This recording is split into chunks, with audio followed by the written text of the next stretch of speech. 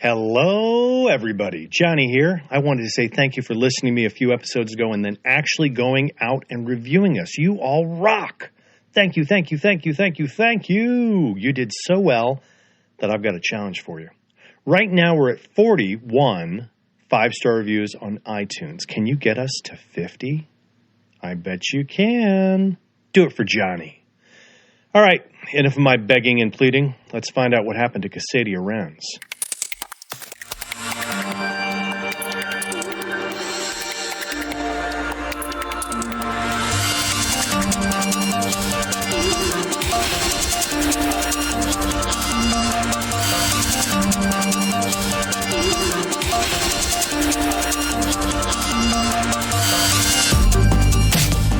Welcome back to Dark Nexus.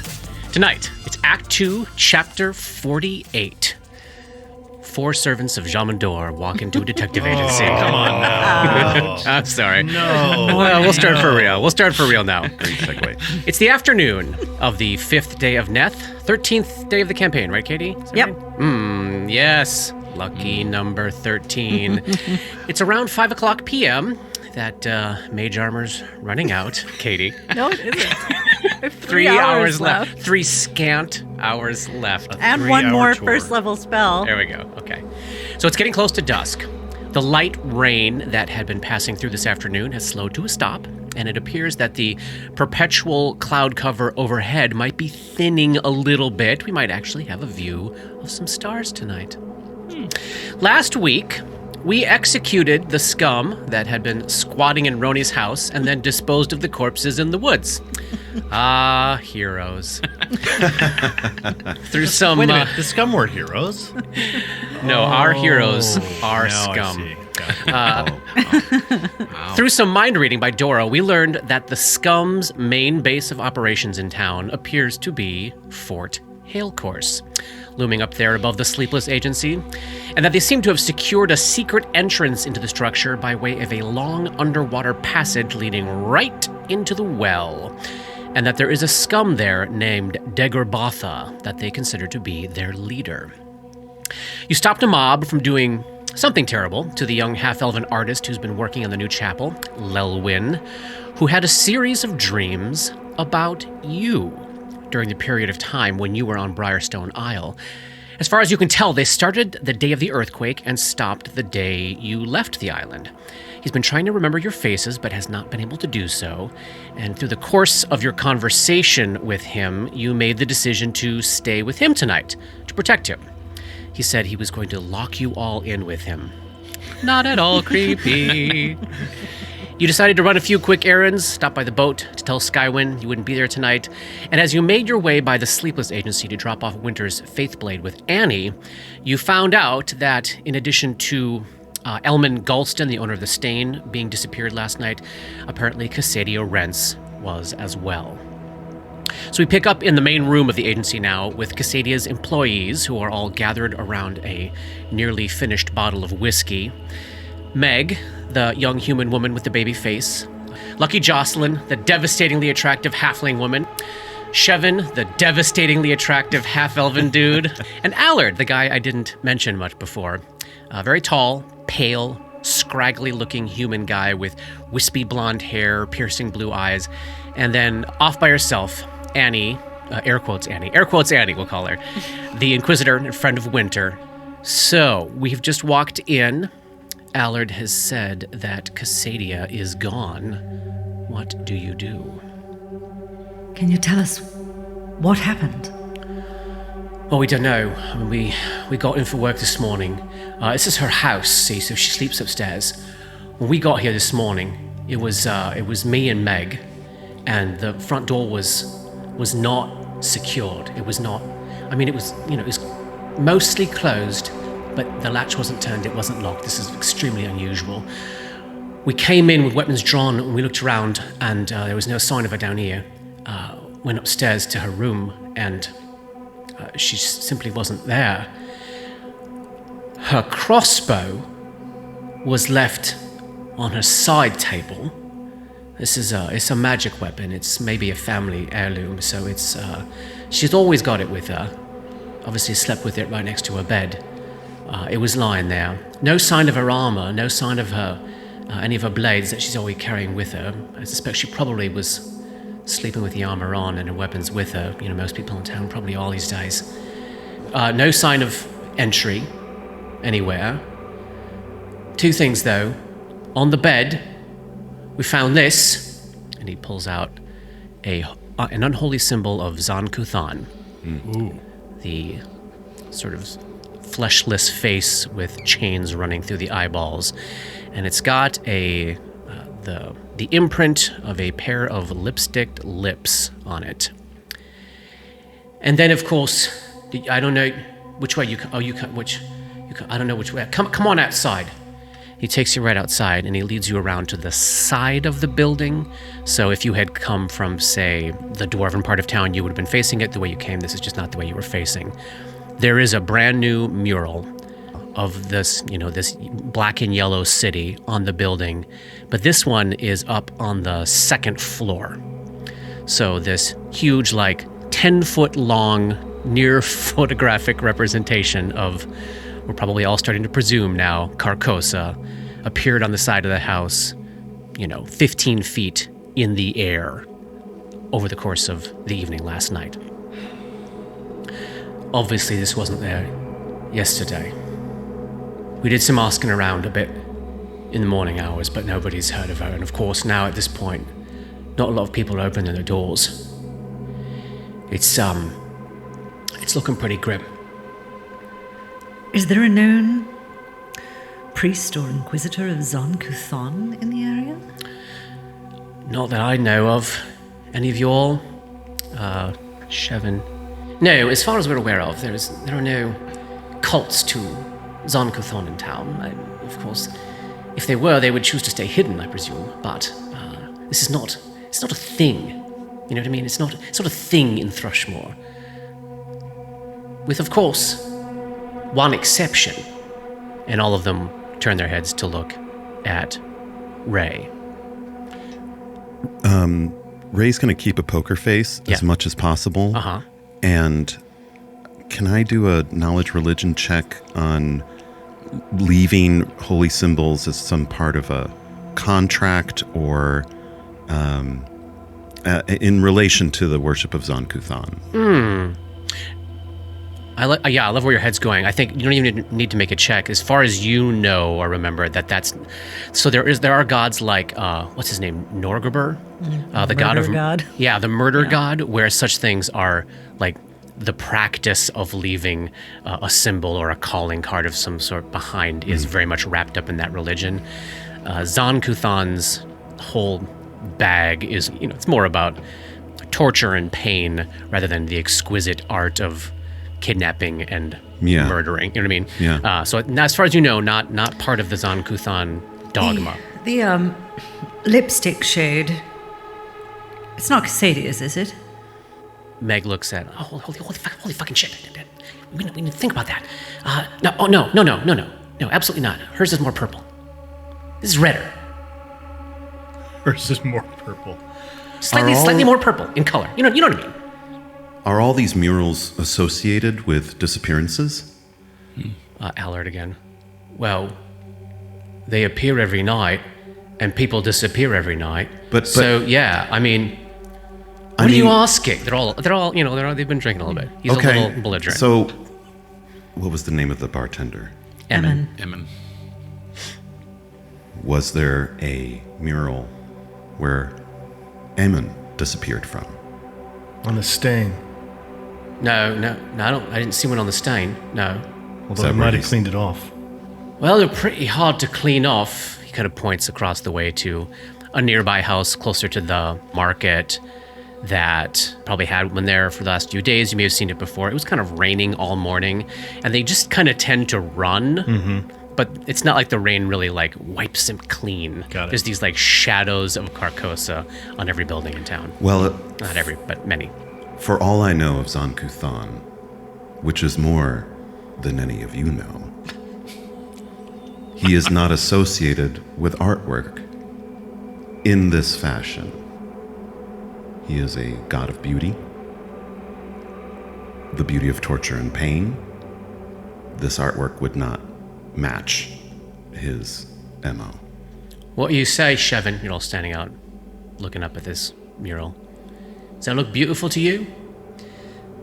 Well, it's, the quality of the work is rather exquisite, yes. It does look a bit beautiful to me. Dora, you catching any vibes from this thing? From the mural. No. The holy symbol. Detect psychic significance. You open your sense to those auras and kind of like the empty feeling you got out of the new chapel earlier this afternoon of like not quite yet imbued with personal meaning. This kind of registers as like someone has 20 of these and they do leave them at every disappearance because they're not meaningful to them or not bonded to them yet, or I don't know. I guess I may argue if somebody chose that as a personal calling card and specifically kept them and then delighted in leaving them at places, they might actually register. Yeah. Is it on a chain or anything? Does it look like it was torn off and not left there purposely? It is not on a chain. I'm not trying to tell that through psychic significance. Right. It was not found on a chain, but when if asking Allard about that, it looked like it was set in the middle of the bed. It was set as a calling card. Yeah. Roni is thinking about something, and so he hey, you all know that Ray, before he was getting drunk and starting fights and stuff. Do you know of anything that happened to him before he started doing that? Well, my memory of him is he was always a shit. Ever since he came back. Came back from where? I don't know, he was gone for years. He only been back in town. I know he grew up here. He only been back in town for, I don't know, like 4 years or so. 3-4 years. And the entire time he's been on like a jag? No, I wouldn't say that. I would say it was probably getting worse the last, 8-9 months. But not like, if you're asking was there like a switch thrown, like one day he was fighting, the next day he wasn't, or was it like a steady progression? I don't know. He just was always kind of a shit.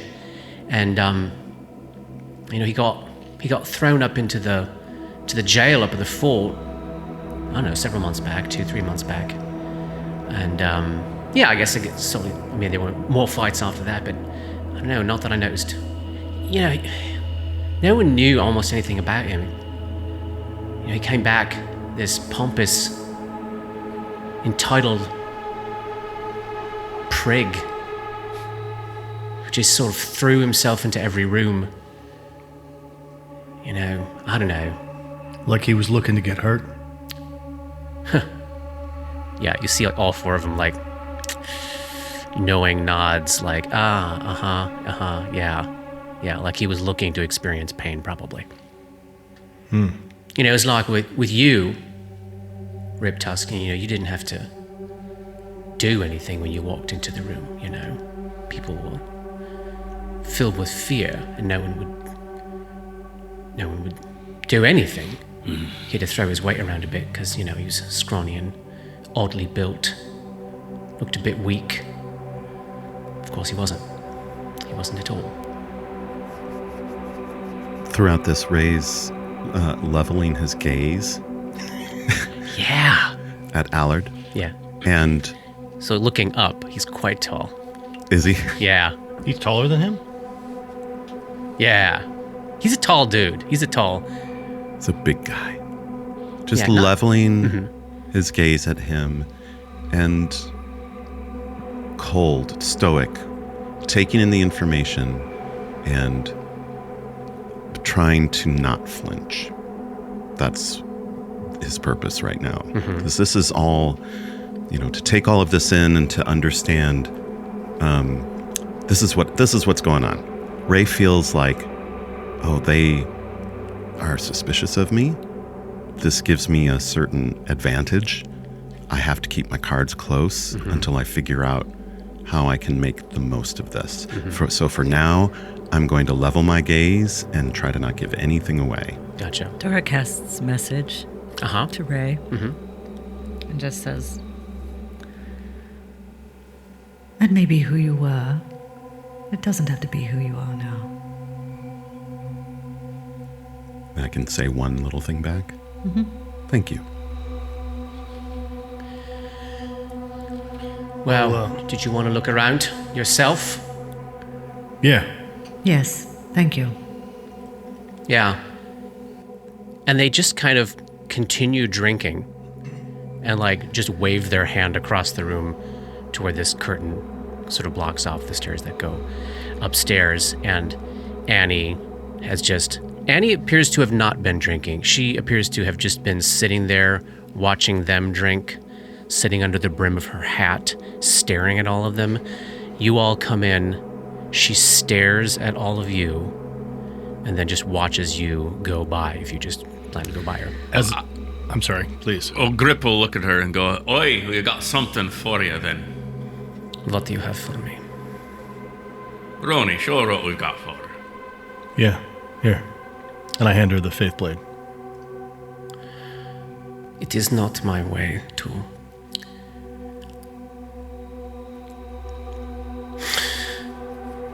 I will simply say thank you. This has great meaning to me. And frankly, I'm surprised. But I guess you are who you are now, not who they say you were. That is the way of it. We all are who we are right now. She's got a very intense look in her eyes. And then she takes the blade and she holds it. Like she presses it against her heart. Very simply, not dramatically but she's just holding it there and kind of tips her head back over her eyes. I don't think this is necessarily going to help with anything, but you should know that Winter kept a lot of people alive that would have died without her. Anyways, we got to go upstairs. Did she speak of me? I can't remember. I honestly don't remember. Winter was I very just- focused on caring for the people. She spoke She of was she spoke of responsible for- the other one that went missing, but that was the only Omari. other one that she spoke of was that I remember. She never knew what happened to Omari. None of us do know what happened to Omari. The three of us arrived here and we wanted to keep a very low profile. We got rooms at the Silver Wagon. For the first night, we simply looked around the town. This was on the 15th.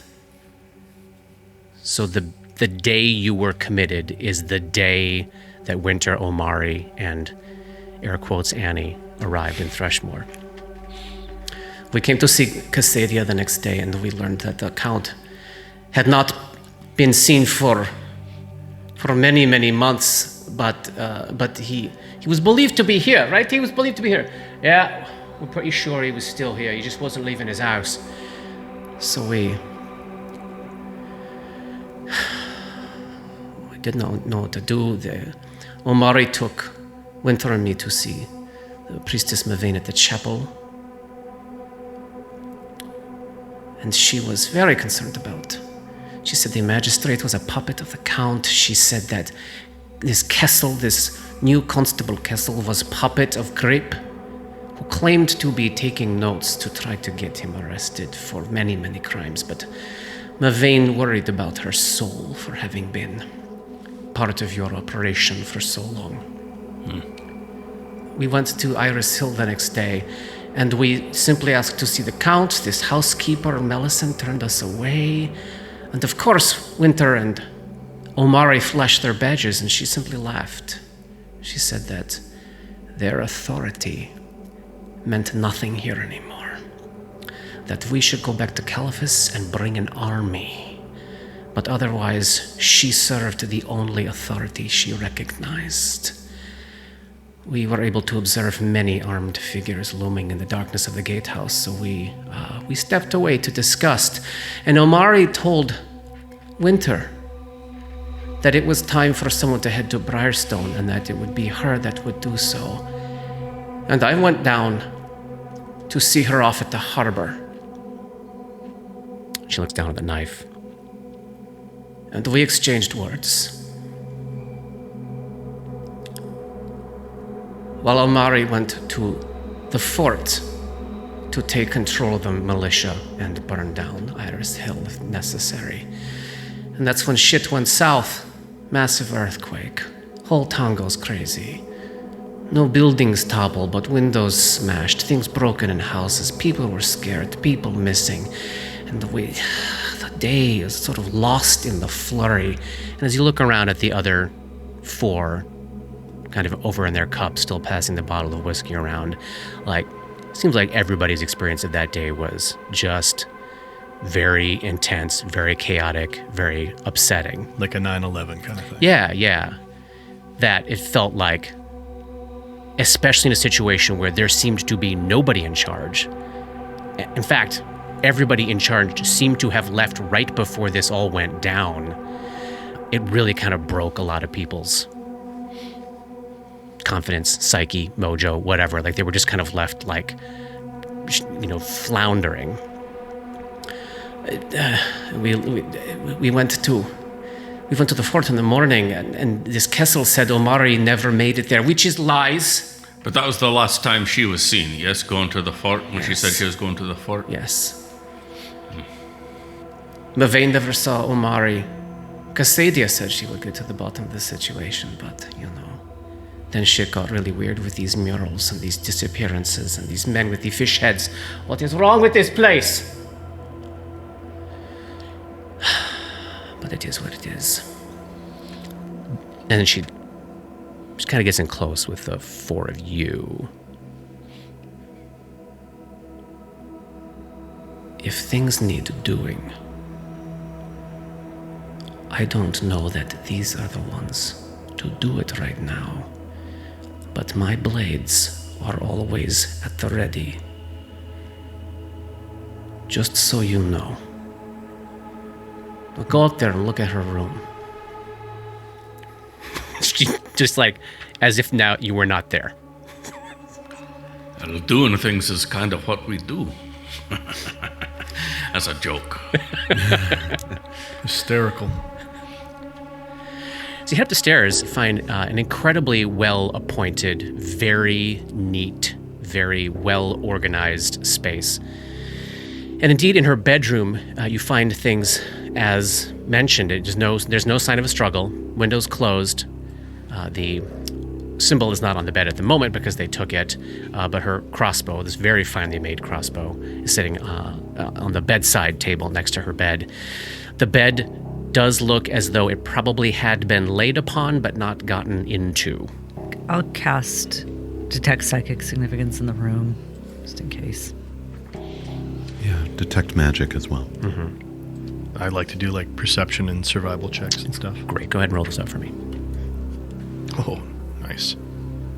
Okay, so in terms of magical auras, Ray, you are able to determine that the hand crossbow beside her bed is indeed magical, as is a black cloak laid neatly over a nearby chair. She probably, so her little bandolier of 1, 2, 3, 4, 5 potions would probably be neatly stowed on a nearby table. Those would all register magic as well. In terms of psychic significance, Dora, a lot in this room would ping to her mildly. This is somebody who travels a lot, has moved a lot, and probably what she has with her at her home are the things that do have some meaning to her. The thing that pings in particular is a small portrait in an oval frame next to her bedside of a man with long dark black hair, long black beard, probably mid-40s. You would guess probably a contemporary of hers, maybe painted some years ago. The painting seems to ache with psychic significance. What'd you get there on those survival and perception checks, Roni? 25 perception and a 29 survival. Sweet. Ooh. You feeling shameful at all? guidance would have been good. Oh no, that's right. I do get. I do have a guidance. I've got a floating guidance he just gave me. It only lasts a minute. Last a minute. He handed it to me like right before we went upstairs.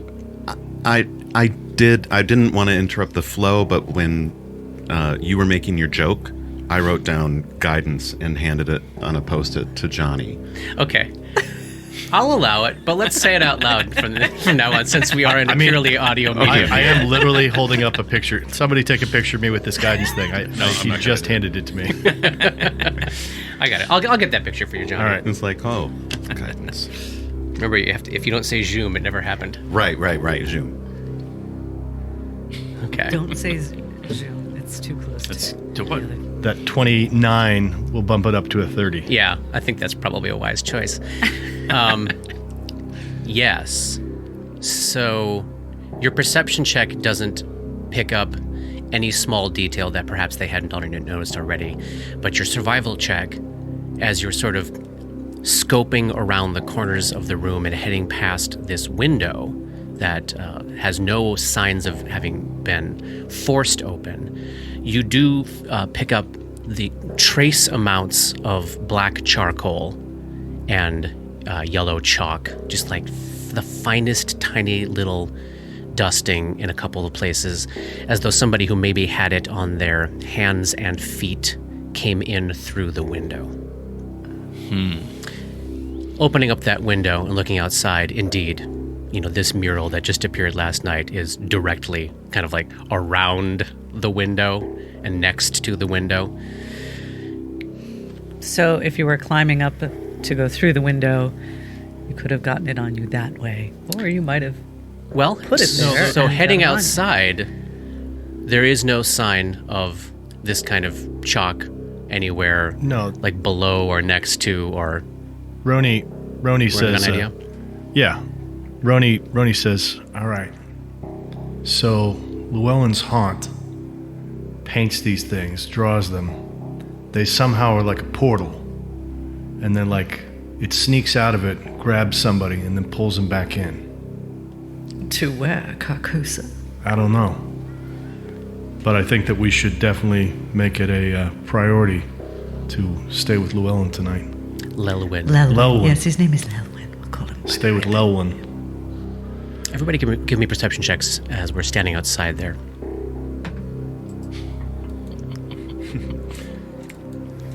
What do we got? Grip. Grip's looking at a bird in the sky. He rolled a 1. It's real pretty. Dora. 25. And Roni. 19. And Ray. 14. Dora, as we follow your hunch outside and we're looking around and Roni's talking through his theory, your eye is drawn, and okay, so we're getting close to dusk now too, so this is probably why. So the sky is darkening. The sun hasn't quite set, but the sky is darkening. You've got two things looming over you as you stand kind of behind the sleepless agency. One on a medium-sized hill is the fort looming down on top of you. The other, just off to the right of that, is this very tall hill with the star stela that you have not been up to yet. And as you look at it, it actually does seem to be faintly glowing. So this is a noticeably different thing than the kind of bright shine the other one had the other day. This seems to actually be emitting like the faintest amount of light. Might not have caught it in the sunshine, but as the sun is sort of as beginning to set, framed against this hill looming over you, you do see this faintly glowing monument above you. Dora points it out to everyone. They don't see it. They're all looking at the bird that Grip saw. It's a really cool bird. Is that a... Thousands of birds. No, I think it's a sparrow, but it's a weird looking Stop talking sparrow. about the bird. No, it's a thrush, you guys. It's a thrush. That's like a wren. Oh my God. So you are all able to see what Dora saw. I wish we had a map. I can give you a map. No, Dora is saying that. She wishes she had a map of Thrushmore so that they could connect all the murals to the position of the star stela. Like with red thread That would be very easy to or see. a bulletin yes. board. I kept thinking about the other... What's the hill? I wonder if there could have been a Stella that was hidden in there, or had been transported and now is being transported back. On Iris Hill, you're saying? Yeah. Yeah, it's fun. As you're standing where you're standing, not exactly halfway, but almost halfway between the hill you've already been on and the hill with the now slightly glowing Stella next to you, and you look across the way at Iris Hill, it does look like perhaps those three hills might indeed form an equilateral triangle. And we already have that weird thing of we have knowledge of there having been a third one at some point in time, but then common knowledge is that there is no third one. Yes. So, yes. Where did that knowledge come from? Where did it go away? Yes. How did it go away? And if it comes back, then what happens to Thrushmore? Well, it's almost night. Should we go back to that artist's house and see what's what?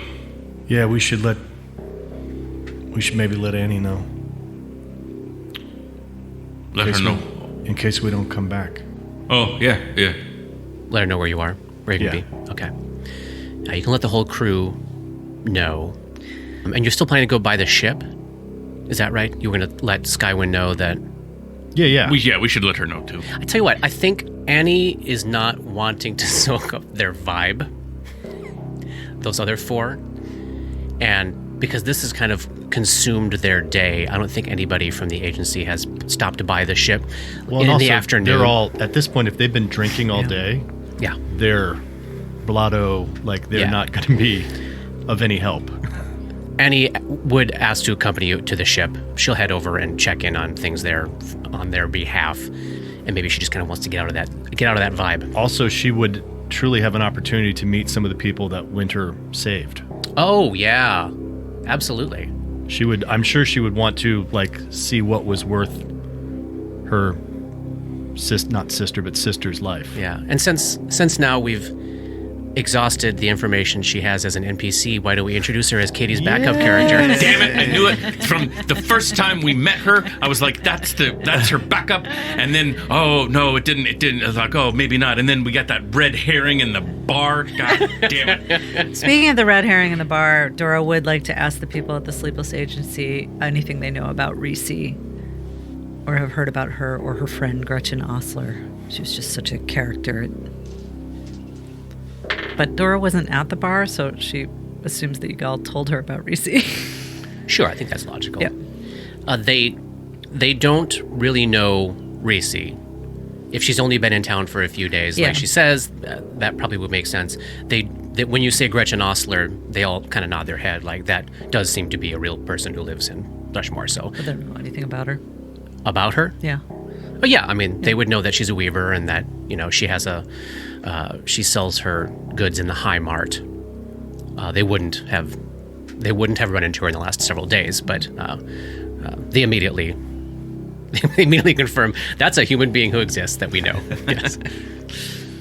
And they could point you to her house if you were interested. She's just a new person. Yeah. Who's also everybody went after Lelwyn because he's an outsider. Mm-hmm. Reese's another one, and I just feel like, what color lipstick did Reese wear? She wore the color of lipstick that's on that holy symbol. Yeah. Okay.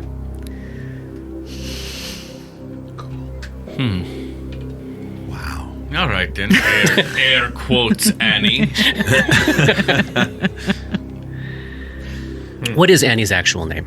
Annie's actual name is Stasi Kovacevic. She's from Caliphas. You're getting a little carryover between the two Totally games with dialects unintentional. now. Stasi has been around a lot longer than Dr. Dr. Mesmer. Arkady Mesmer. And Dr. Arkady Mesmer has the Malkovich special dialect from Rounders, whereas Stasi does not. Don't splash the chips. It is my club. I'll splash the pot. You're not saying splish. Splash. You're Splish. Note taken. So you're gonna walk Katie's backup character over to the ship. Yeah, let's get them all corralled in the same place. Yeah. One place so that if something happens, they are all already together. Yes, you could just step right in. There you Come with go. us to the backup character holding area.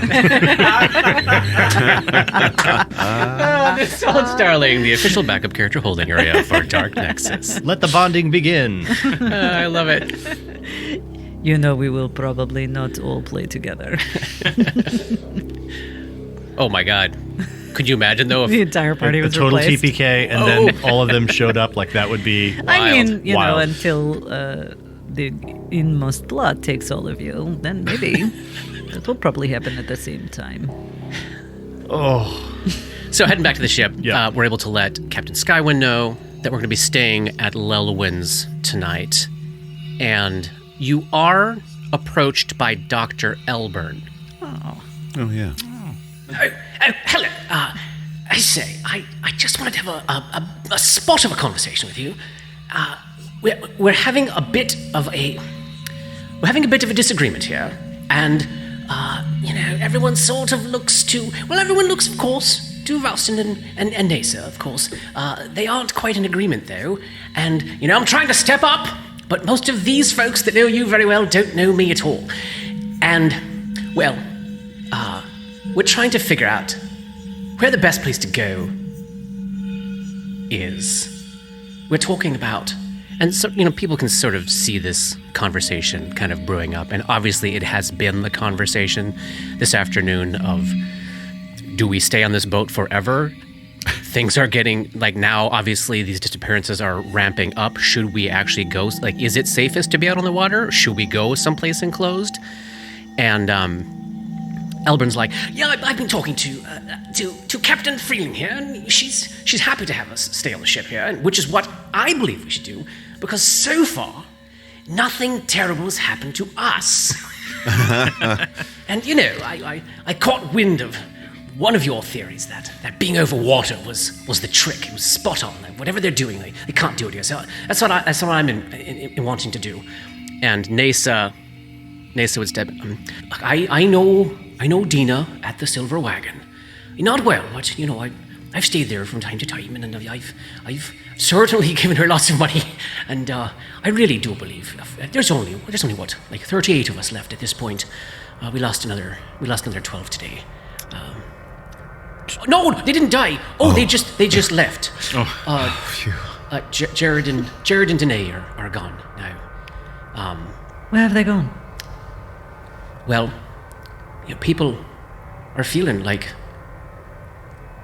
perhaps staying here perhaps gathering in numbers is perhaps not the wisest idea. And the two of them grab their crossbows, and they're going to head to Jared's. They're going to risk the roads. And that's what's been happening with some other folks who have slipped off. And then, of course, there are some terrible criminals who saw their chance and leapt into the water, and they're going to try their way to. But I was thinking we could talk to Dina at the Silver Wagon and see if you know she could let us all in there. And Den's like, no, I think I hear this now that this Stain guy's gone. Like, you know, nobody's probably running the bar, so it's a big space. Am I right, Grip? Like, I think you know, we should just go over there. We should break open the door and seal ourselves in. Like, who's gonna stop us? You know what I'm saying? And, who else has got an opinion? Falston's got to have an opinion. Yeah, Let's get. Valston does have an opinion. Tolman very respectfully, you know, finds a moment of pause and says, I do understand that the chapel to Pharasma is also abandoned at the moment. It's relatively newly built. I'm sure it's probably a very safe place to hole up. Certainly sounds like, from what I've heard, a place where we could, you know, seal ourselves in and maybe have a little more space for, you know, sanitary reasons and so forth. Maeve's got an opinion. Boring. Look, I'm just gonna say it because none of them will say it, but there's a castle right there, and castles are where knights, she points to herself, and princesses, she points to Brenton, who's still wearing the tiara, Yes. go to be safe. That's all I'm going to say. I have the best advice. Come on, Brenton. And they go running off. And at the end, Vouston and Erwin are standing together. And Vouston, sort of detecting Roni, your interest in what he has to say, he finally does say, honestly, I think Jared and Danae had the right idea. I don't think that staying here makes any sense. And I think, Erwin and I have been talking. And we think it's a good idea to gather as many of us as we can, as many weapons as we can, and hit the road. Keep each other safe. Maybe make our way to Rosenport. And then everyone looks at you. I certainly understand the inclination, but we simply don't know enough to say whether staying on a boat or locating somewhere else in Thrushmore or leaving is the safest option. You are all free to do as you will. I just kind of want to jump in here real quick and say we may have a lead on how to stop some of these disappearances. So if you could just hold off on making a decision for just a little bit longer. Maybe give us like 24, 48 hours. See what we come up with. See if we can stop this before anybody makes any decisions. And once it's a little bit safer, everybody can decide, not out of a place of fear, but out of a place of deciding what it is you actually want to do. Elburn, since this is basically his idea, stay on the boat.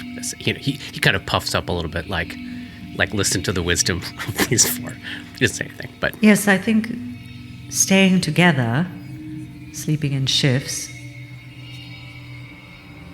if whatever is happening to the people who are disappearing is capable of happening here, your best chance against it is eyes out, many people watching and protecting one another. Yeah, and to that end, that reminds me. Hey, Bates, where you at? Oh, here I am. what's your opinion? Backup character? I got this for you. And he hands him the little coat pistol. Oh, nice. So the He's armed. the prototype pistol that Roni made in another life is passed on to Johnny in another life.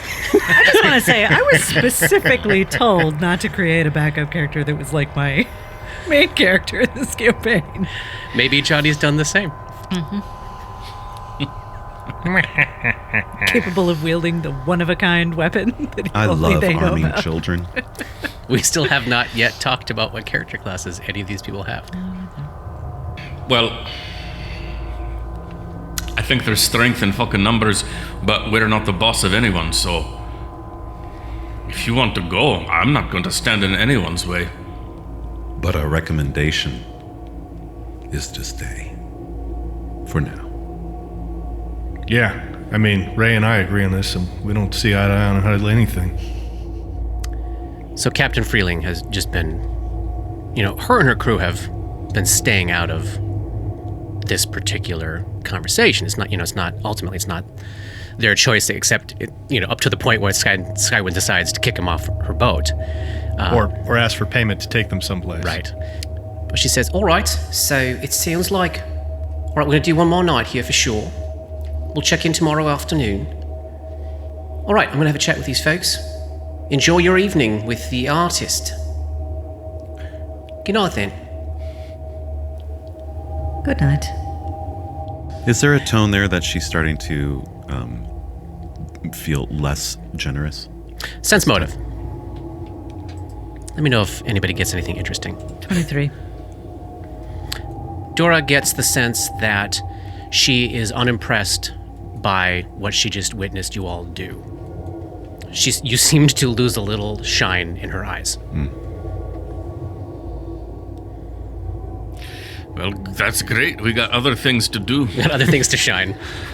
Got many, many things to show. I mean, I don't want their eyes to look less favorably on us, but we got to go stay with this fucking artist's house, so let's do it. All right. We would also, I think, introduce Annie to, Oh, yes. Mesa and Valston and Captain Freely. That's air Captain quotes, Freely. Annie, to you. air quotes Annie. That's right. Very good. So she is mingling with the refugees as Captain Skywind sits down to have her conversation with them. As you leave, we head back to Lelwyn's place. As you get back down Market Street there, it seems as though he has indeed closed up the temple for the day. He was going to go back and finish off his work and close things up. The temple is closed, and he is waiting for you in his house. Layout again, so downstairs has sort of like 2 big rooms that he's turned into big sprawling studios. Upstairs has... Well, let me show you a map. Why do we need a map? I'm trying to make maps of buildings where people exist in case you decide to fight them. All right, you should all have vision on this map now. Basically, upstairs has a common room area with a sort of a little stove set up over the fireplace there. He has thrown a couple of cots into that room. There are 2 other bedrooms, one over to the west there on the north side that has 2 beds in it, and one to the south on the west side there that has, it's a little bit larger, and that's obviously his space. I think I have his token lying in bed at the moment. That door on the center of the south wall there, kind of where Grip is at, yeah, those are the stairs that go down. So small space. So 2 beds in one room, and then 2 beds out in the great room. And he's making his way around. He has opened up a bottle of wine for you all, and he's drinking some tea. And he probably would have, he doesn't get any company or get anybody interacting with him. So he probably made a very interesting, elven-inspired meal for you. Lots of greenery in this meal. And everybody give me a heal check. Let me know if you get anything interesting. I got a natural 20 for a 20. Heyo. I love that it's you. Okay. So as we're not moving in, but as we're getting in, getting settled, eating, Grip, as you watch him move about the place, you can see, he's wearing short sleeves. You can see his arms. You can see his neck and the underside of his chin better. You can see how he's moving about the space more. Johnny asked a question on Roni's behalf last week about, as you were sort of interacting with his, not like forgetfulness, but lack of mindfulness, his seeming distraction. Johnny was curious about any trace of drugs in the tea, any evidence of intoxication or that sort of thing. And the answer to that was a firm no. But Grip, I think as you're maybe you're less interested in this elven food, as you're watching him move about the place, you're clocking him as somebody who is in a great degree of physical pain and clearly expert at masking it. But the way he's moving his body around, it's really striking you like someone who is experiencing some kind of either chronic or very, very intense acute pain, but not wanting to show it. Or maybe not. Maybe he's so used to it. Whatever, he's hiding it well. So Grip will take note of that, and he'll say, I want to thank you for putting this spread out for us. I'm not much of a salad eater, but it's not that bad at all that. Thank you. I could not help but notice, and forgive me for bringing it up, but are you feeling all right? You look like someone I am someone who has caused people a lot of pain. Sorry. And I have been in some pain myself, and I recognize some of the signs, and forgive me for saying so, but it just kind of looks like you might not be feeling comfortable, that you're trying to put on a brave face, but you're not feeling well. Am I wrong? This seems almost like news to him, and he takes a second to process that, and then he kind of like stagger sits on on a bench next to one of you, right next to you there, Grip. And he's like, yeah, I really don't feel good. Oh, God. I think, the work has to be done. So when I wake up in the morning and I'm not feeling great, I still go to work because I need to get the rest of my money for this commission. But I don't... What do you think's wrong with me? You want to examine him there? Well, I could take a look at you and see if there's anything wrong in particular. I'm so scared he's going to turn into something horrible. Katie is literally squirming in her chair over there. Why don't we just move you over here to this table? Whap! And we throw him down. Hold his arms, boys. Chest explodes. So you can move him right over to one of the cots there and pull out your surgeon's tools and give me another heal check here. And I'm going to give you a little circumstance bonus now that you are that you've got full access to his body and you're kind of aware that something's wrong. 23, and you know what? I'm going to go ahead and... Zoom. So Ray is doing a little backseat driving with the heal check and giving a guidance. That's a 24. And then, I'm going to add a point of inspiration. Okay. For another 3, that brings it up to 27. You would assess in character non-lethal damage. No. Roni would be thinking in the terms kind of that Grip has chronic pain, debilitating pain, but technically what's happening is he is suffering from constitution drain. You would guess multiple points of constitution drain. So this is a much more elevated situation than simply constitution damage, which can be caused by certain spells, certain poisons. It is the very rare, very, very potent poison that would actually cause constitution drain. And using the rules that we're using, almost none of them would do that. The main way that Ronnie would know that this could happen to someone is through supernatural means, through some sort of spell or ability of some sort of life-draining creature. That was living inside of him or using him as a conduit or haunting him in some fashion. Compelling him. Let's see, I can take... I don't want to tip my hat here. Why don't Just make all the knowledge checks. No, why don't the three of you just roll a straight 20 and I'll look at your bonuses here and I'll see if any of you figure out. Just a straight 20. Just roll a straight 20. When you said the 3 of us. I mean, We Ray, know who he was excluding.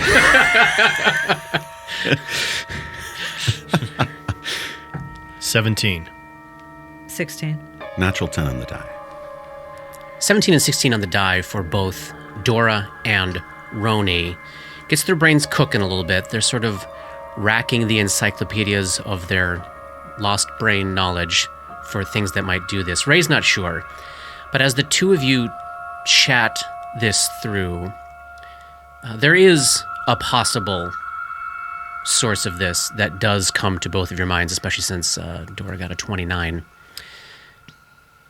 There are creatures called night hags. Oh, God. That come from the ethereal plane and the dimension of dreams that are known for riding people's dreams while they sleep and literally draining the life out of them.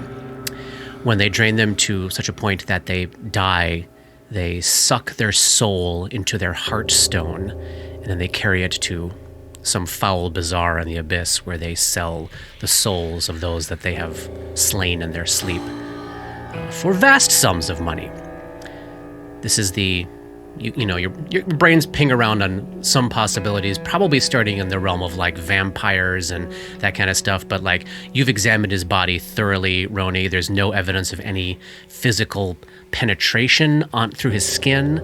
And so you kind of discount some sort of like physical blood-sucking means, which could be another way to potentially do this. And that is tying that there's something dream involved, tying that that the dimension of dreams has been very, very close to this plane for a span of time now. You land on the possibility of, it's quite possible he's being drained by a night hag. In his sleep.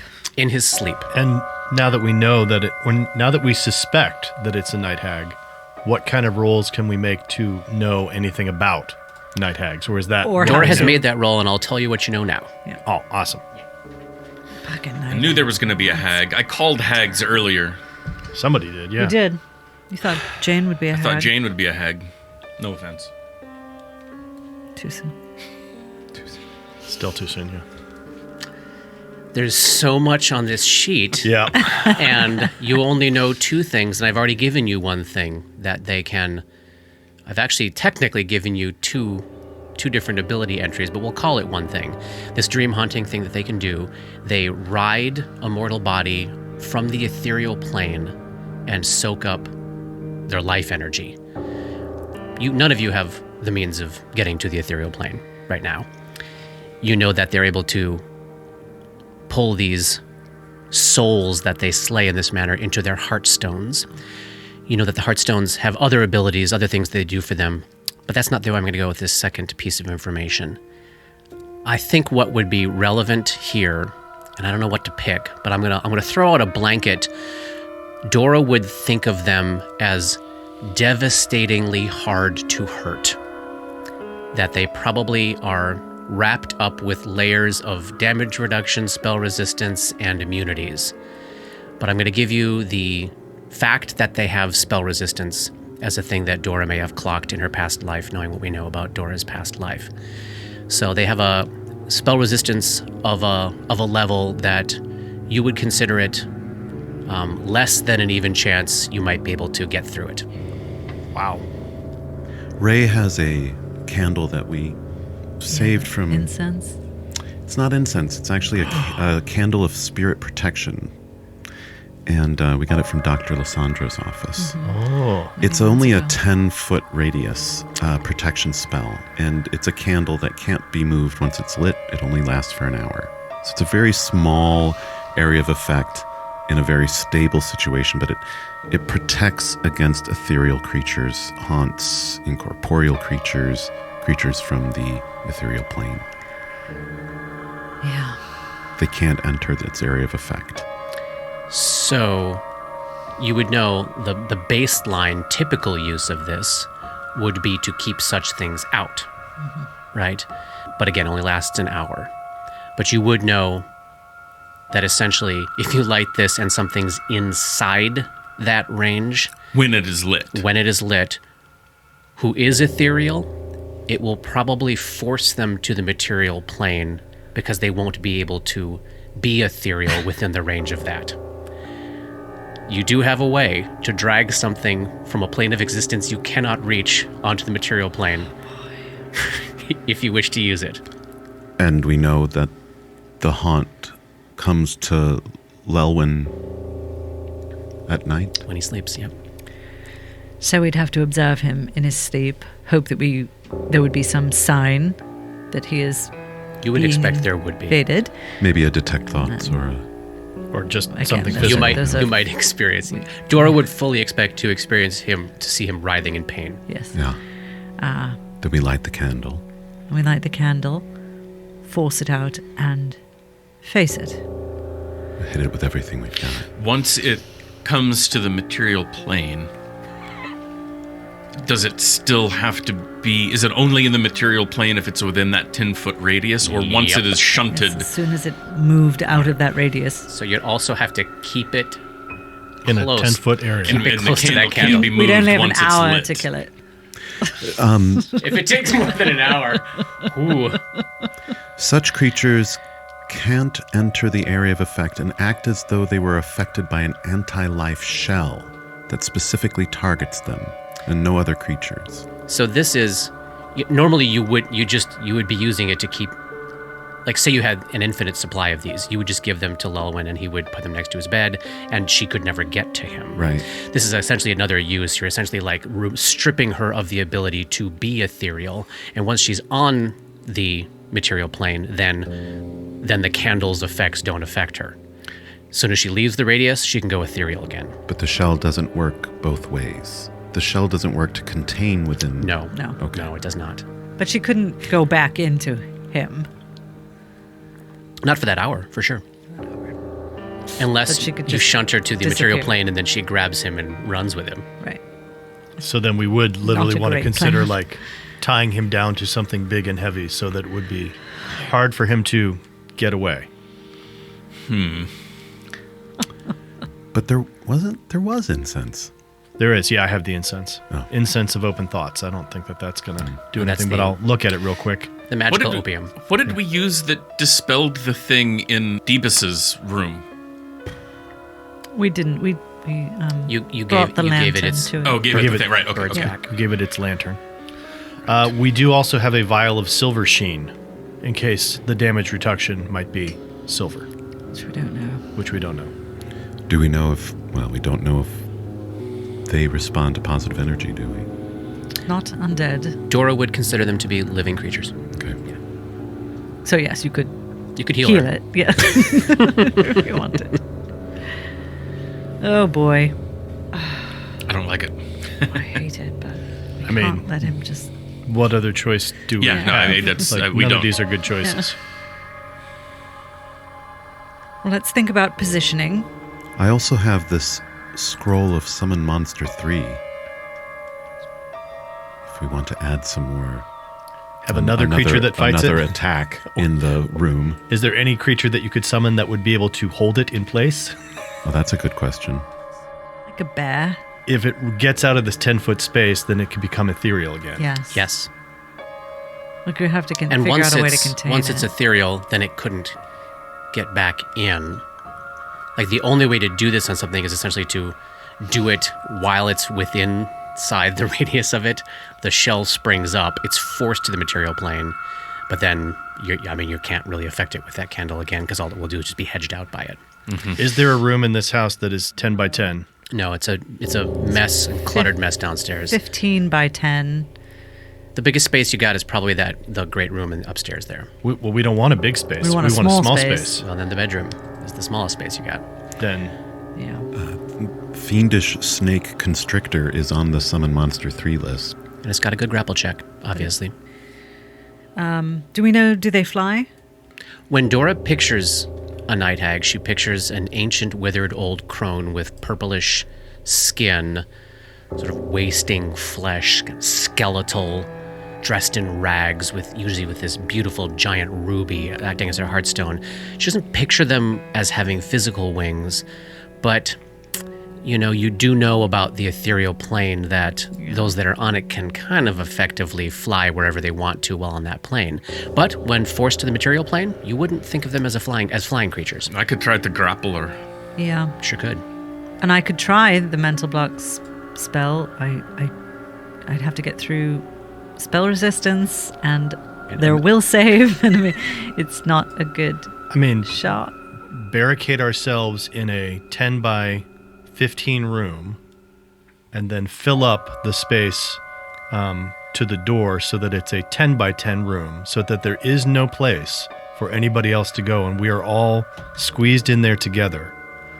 How does that work? That sounds like a plan. I mean, I'm asking technically in terms of how do we fight something that's in the same space as we are? What does that do? You can't occupy the same space. So if we each occupy squares around the circle, It's a 10-foot radius. So there are So basically, if you put that squares. candle in the center, as I'm looking at this map, if you put the candle in the center of Lilwyn's room, the room would be contained within the smoke. The entire room? Yeah. Oh. 10-foot radius. Yeah. Oh, I misunderstood. I thought Yeah. I thought it was 10 foot wide. 10 by 10. I thought it was much smaller. My bad. Okay. Yeah, so And you put grip in front of the door to make it the hardest way to get out, having to Cover the through- windows so that nothing can go through a window.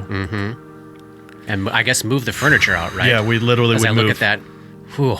I mean, So you have I him. don't love it. You have him go to but- bed on the floor, set Yeah. the candle in the middle of the room, clear out the wardrobe and his desk and his easy chair there, drag them out to the main space, and then you're left with a space that would be within the boundaries of the smoke, with only a single door and a single window as means of escape.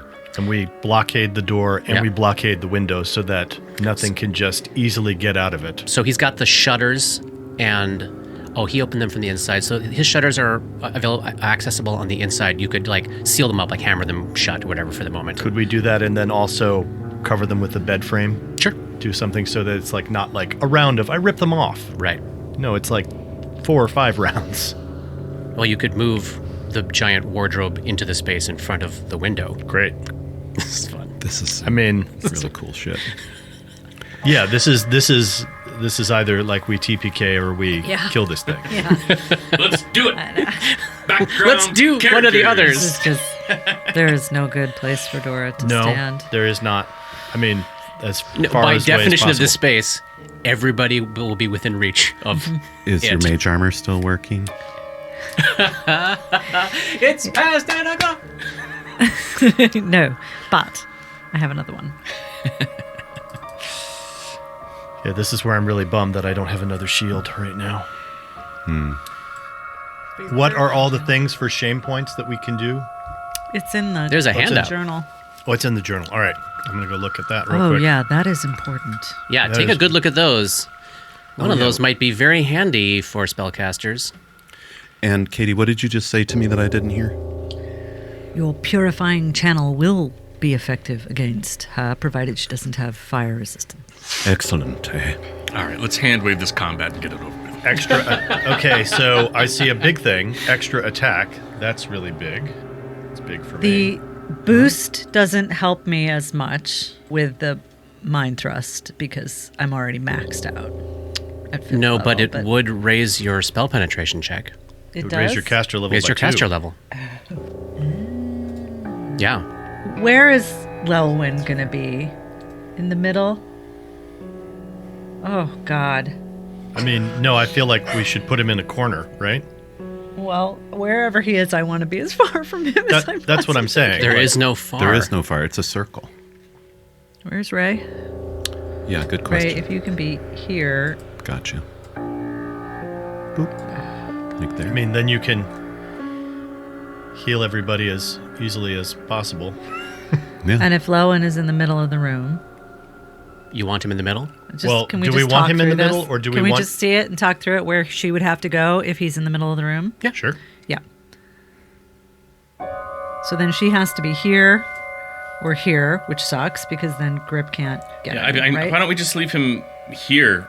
Leave him where he was on the bed, and then she'll be here and easily grappleable. Well, Easily you heard what I grabbable. said. I heard it. If you're going to be there, then I will be here so that you are at least flanking. You got a flanky flank. Sure. And I could summon a fiendish boa constrictor right in this spot. Yes. I mean, literally, there's no place for us to go where she's not going to be able to attack us. Right? Yes, that's what we've signed up for, apparently. What are all the buffs that we can put on? Bless? What else? Well, but we don't know when this is in the night this is going to happen. So we have to Either, time so- it all right.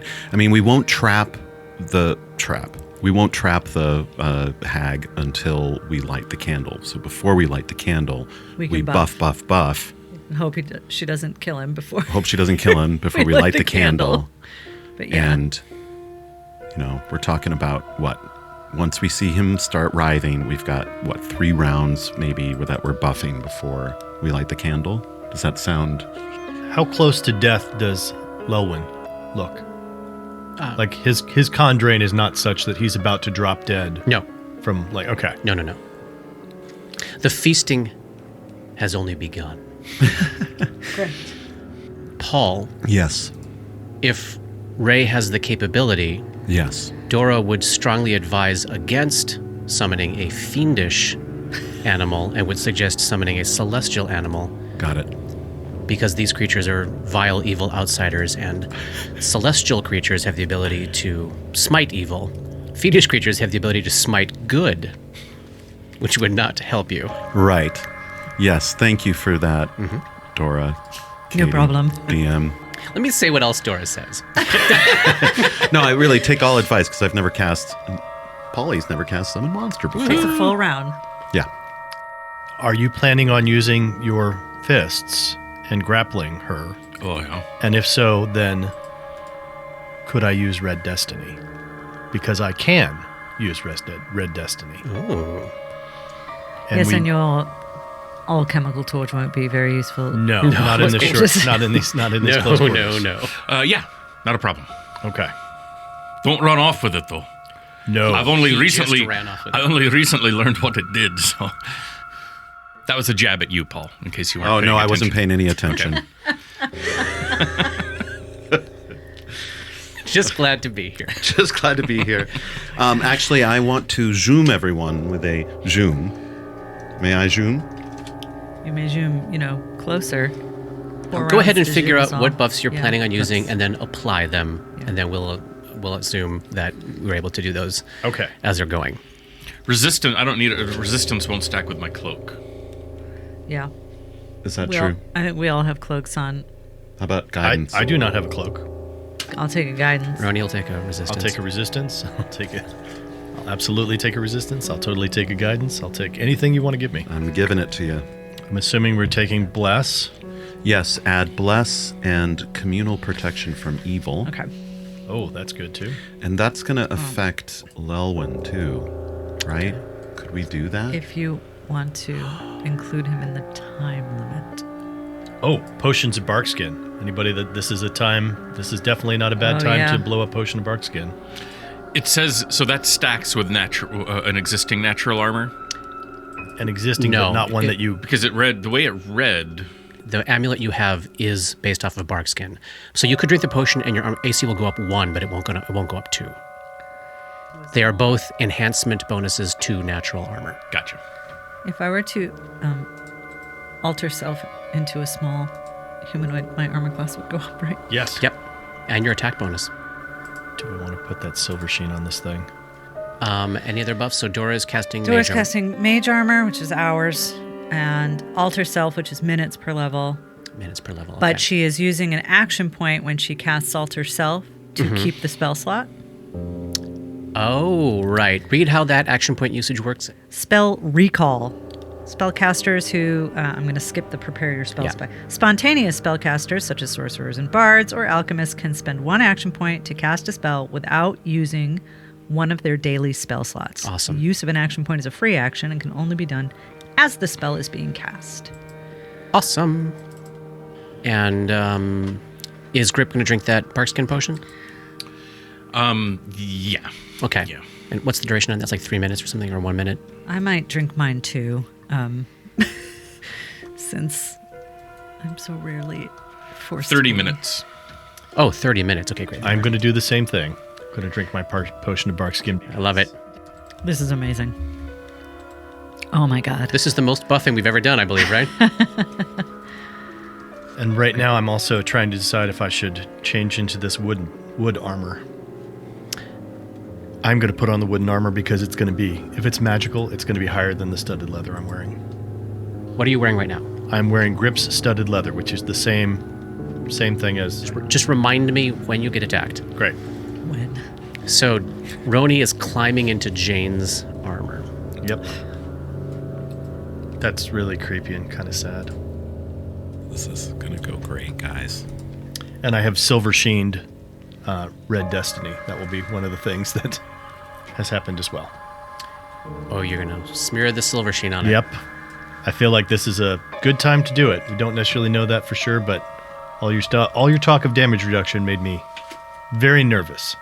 Oh god, this is awful. Oh, don't worry.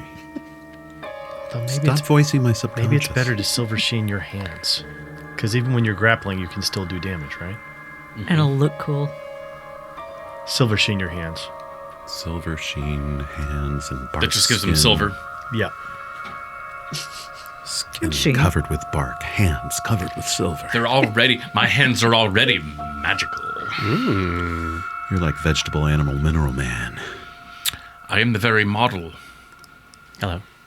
Katie's now rocking I'm back and forth so in her chair. scared. Yeah, I mean, this is a either we survive and kill this thing, or we TPK and our backup characters are on the boat and they're like, what do we do now? It's the first time we've ever been in this situation. It is the first time I have ever knowingly walked into combat next to whatever it is we're fighting. Oh, yeah. That's fair. Especially with this character, Yeah. who has not a ton of hit points. Got those. You got those cure potions I handy. have one cure potion handy. Got it in your hand, ready to drink, so Sure. you don't have to draw it. Yeah. What do I need a move action for? Yeah, I do. How many Actually, attacks move could action. a hag have? Really? Really? If I can't beat her spell resistance, I might run out of the room.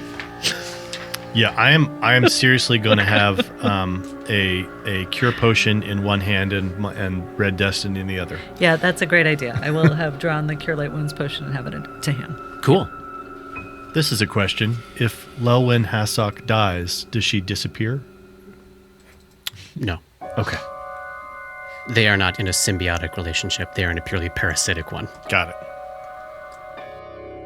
Okay, so we gather up in Lulwyn's bedroom. We spend the time to move all of the furniture out, clear the rugs off the floor, clear the bed out, clear the chair out, clear the desk out, move this very large wardrobe down to the southeast corner of this almost 15 by 15 foot room to block off the window, which we have hammered shut off on the inside, closing those shutters. We've got Grip standing in front of the door. Right next to him, Dora. Right next to her, Ray. Across from Grip, Roni. All in a circle around a central point where we have placed this candle. Lelwyn is lying on the floor opposite from this candle of Ray. And we've laid out some blankets for him there and a pillow. And yeah, there is an uncomfortably weird period of time where you are all standing in the room as night falls, and he's trying to get to sleep.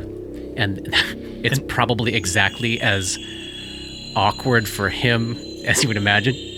And how we didn't talk about this. How upfront with him have we been that we believe you've been possessed by this thing?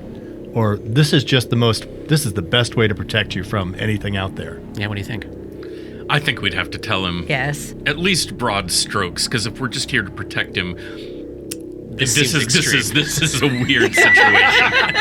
I think Dora would be upfront, probably sparing most of the particulars. Just saying we believe there's an entity. Something is haunting you. That is haunting and you. we can Force it out. And hopefully confront force it out and yes. confront it. And And if he has anything he can do, great. If not, try just to stay out of the way. well, he will have his dagger right next to him as Great. he's sleeping. No dagger. No dagger? No. Yeah. No dagger. No dagger. What was that thing? It's just my slashing dagger. No!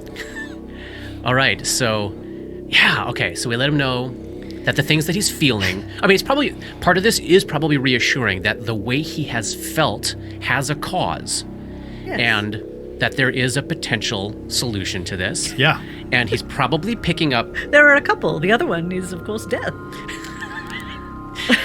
but he's picking up, of course, great competence and skill and a sense of planning from the four of you, but he's probably also, because his sense motive when he's focused is pretty good, probably also riding some of the vibes of the oh holy shit, I can't believe we're doing this vibes. And that why is Dora just rocking back and forth on her in chair? her chair, clutching at her head. She'll be tiny by the time he wakes up. Well, small. Night falls. We're sealed in his bedchamber, and the hours pass. The hours pass painstakingly slow as it gets darker and darker and darker in there. You probably got like... Oh, do we have light in the room? Yeah, what are we doing for light? He's going to have a little bit of... like a light spell on a thing that we can cup easily if we need to. Yes. Yeah. Yeah. So we're standing in the light from Ray's Morning Star. Sure. And also you see Roni drink one last extract. Okay. What happens? Nothing that you can see, but right. he's not worried about that light going out this time. There we go. 9 o'clock passes. 10 o'clock passes. 11 o'clock passes. By this point, he does fall asleep. And you watch over the course of the 11 o'clock hour as this poor young man, the victim of a night hag, switches from sort of a calm state of REM sleep into sporadic twitching and jerking and moaning that starts very lightly at first. You're all looking at each other and maybe checking in with Dora, waiting for, like, will there be a clear sign? And indeed, as you get about an hour into his sleep, as we're cresting up close to midnight now, on the 13th day of this campaign. Oh my God. He goes from occasional sporadic twitches and moans to his whole body flexing, and you see his body just like vibrating in the air, and it looks just like something is sucking his blood out through his chest. His chest is elevated off of the ground. There's nothing there. You see absolutely nothing. All the buff spells we've started to prepare start come into shape here. Potions are down. Bless is cast. Protection from evil's cast. Dora shrinks down to halfling size. Grip's skin hardens. Roni's skin hardens. And Ray is going through the long and complicated process of summoning a snake from heaven as Roni bends down and lights this candle. And there is a as this candle goes off and spreads this incredibly warm, comforting yellow light through the room, and you see a visible ring of smoke supernaturally extend out from the candle, filling into all of the corners of this room. And then in the center of the space between all of you, floating in midair, you start to you see through the boundaries between planes. And first of all, there's just this incredibly tall, lean, clawed humanoid shape floating in front of you in black and white. Details start to materialize. You see these incredibly long, gangly arms with very rigid muscles, but almost no fat, very little skin. It's just like skeleton and muscle. Raking long claws, huge mop of foul hair, and this thing goes from indistinct black and white into distinct black and white, and then zoom, suddenly this hag is on the material plane with you, and she has been howling in rage. So you hear literally nothing. Screaming and howling like doom. And when she left so many centuries ago, the damage was catastrophic. The energies destroyed so many of us. So many of us that marched at her side, at the side of the Tatterman. Those of us who were left, little better than shades torn between worlds, neither here nor there. Nowhere. Few clung to life, but I did. I believed. And then 12 days ago, it happened. Conjunction. Time and space and energy and reality and the dreaming became one. And she was here. She is here, or she will be here, or she always was here. I don't know, but I found her. I feel her. I can't see her, but I feel her. The veil is so thin. Ariadne is nigh. But this one is mine. Roll initiative. And while you do that, I've got some art for you here. Oh. Zoom. Yeah, that looks about right. Oh, God. Oh, I didn't describe the horns. Yes, 2 curled ram's horns on the top of her head as well. This particular picture has her depicted in clothes, but she's really in just rags. And she does not look well. She looks wasted and, pale and, well, I don't even want to say weak to give you hope, but not necessarily bursting with the life energy of a night hag who has been feeding successfully for millennia. Grip. 14. Dora. 22. Ooh. Roni. 22. Oh. Who's going first between the two of you? I have a +3. I have a +3. You know what I'm going to do, so you tell me if you want to go before that or not, or what I'm going to try to do. Absolutely. Yeah, no, it seems like you should go first. Great. And Ray. 3. Oh, that's painful. All right, let's get this started. Round 1. Dora has 1 initiative. Dora is up first. Let me put the night hag on the map. Where is she? She does materialize right in the center of the room. Dora- Everything's falling into place. Dora takes a move action to center herself. Yup. Then she invites Tima to come out and play. All right. Tima kind of shakes her head and looks and smiles and says, "You invite me to all the best parties, don't you?" Tima doesn't really deal in shame over her own actions. I don't think. So this is an action point she is spending as she casts mental block to raise her caster level by 2. Okay. Here we go. So that's going to affect many things. It's going to affect the check to cast defensively if I have to, because I don't know if I have to, because she just appeared. She has not acted yet. She has not acted yet, so I don't think I have to do that this time. Hey, take advantage of it. She's flat-footed. But it will help my caster level check to beat her spell resistance. And this spell is subject to spell resistance? Yeah. Okay. And because I spent that action point, what I get is what I get. No. That's a shit roll. What'd you get? 19. You penetrate her spell resistance. Are you kidding? I'm not kidding. Oh my god. Oh my god. It's not a shit roll for a 5th level caster. Oh my god. Okay. Well, then she has to make a DC 19 will save. Oh, come on. Which she does handily. Oh. Sorry. But maybe a ray of hope there that spell resistance, at least especially when you're using an action point, seems penetrable. Yeah. The real problem, of course, is that I have but 2 spell slots Oh, left. there we go. There it is. Roni, you are up. You just watched Dora focus herself. No, You watched Tima burst out of Dora, focus herself, extend her mental energies at the hag with no visible effect.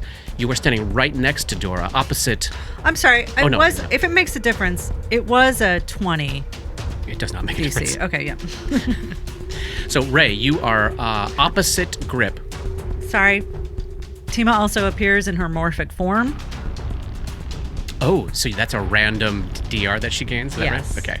And I might need it, so You might. good. DR5 magic. Oh, Okay. that's pretty cool. All right. Roni, across the way, opposite Grip, you can see Dora exploding into view. No apparent effect from her spell. What do? You've got Red Destiny in hand. I have Red Destiny in hand. As a move action, I narrow my eyes and focus in on this hag. Mhm, you study this target I there? study this target, and then I thrust Red Destiny forward, flanking with Grip for an 18. So that's an 18 plus 2 for flanking. Yep. Keeping that? No, I'm gonna blow a point. Okay, she still is flat-footed. She has not acted yet. In case that changes your mind. No, she's gonna have higher armor than that. I'm gonna blow a point just She's because. not wearing any clothes even, really. She's just floating. She's just this harmless woman between you. All right. Oh, and of course the red gemstone around her neck is pulsating right now like a beating heart. +3. You land a hit. Nice. With Red Destiny. Time briefly slows. The blade slides into her. Do I hear the caw? You All right. hear a 4. velociraptor, strangely. Oh, max damage, 10 points. The blade sinks into her side with a very sure, very, very precise strike. And it does not seem as though she takes quite as much damage from that as you would expect, given the precision of that blow. She is injured, though. She does walk away from that with a little wound. Grip, you are up. From behind her, you see the blade slide into her side. She does howl in pain a little bit, not as much as you would hope to see. Well, let's see if we can fix that and make her howl a little more. Grip's going to attempt to engage a grapple. Alrighty. And does the flanking affect that? It does. So with his improved grapple and all that nonsense, that's a plus 14 on this grapple check. And a natural fucking 1. Oh no. So the sight of this thing materializing, screaming and howling, throws Grip off, sees the blade sink into her side, but she manages to snake out of the way as Grip falters. The hag is up. She is surrounded on all sides by foes. She was feasting. They're trying to take her meal. This meal is hers. In her mental state, I think she's just gonna lash out in rage. She turns a claw on Roni to start. Yep. The 23. My AC is 20 currently. All right, so Unless that wooden armor is somehow +4. grazing blow, just 4 points of damage. She whips back around, hits Dora with a claw. 19. Miss. And goes for Grip with a bite attack. Oh, God. 30. Yeah. Ooh, these wretched hag teeth sink into your arm, Grip. Maybe this is why you missed. Like, she caught you with her mouth just as you were reaching for her. Never say that again. 13 points of damage, and the wound immediately starts to throb and burn. Give me a fortitude save. Make sure your protection from evil is clicked on. It is.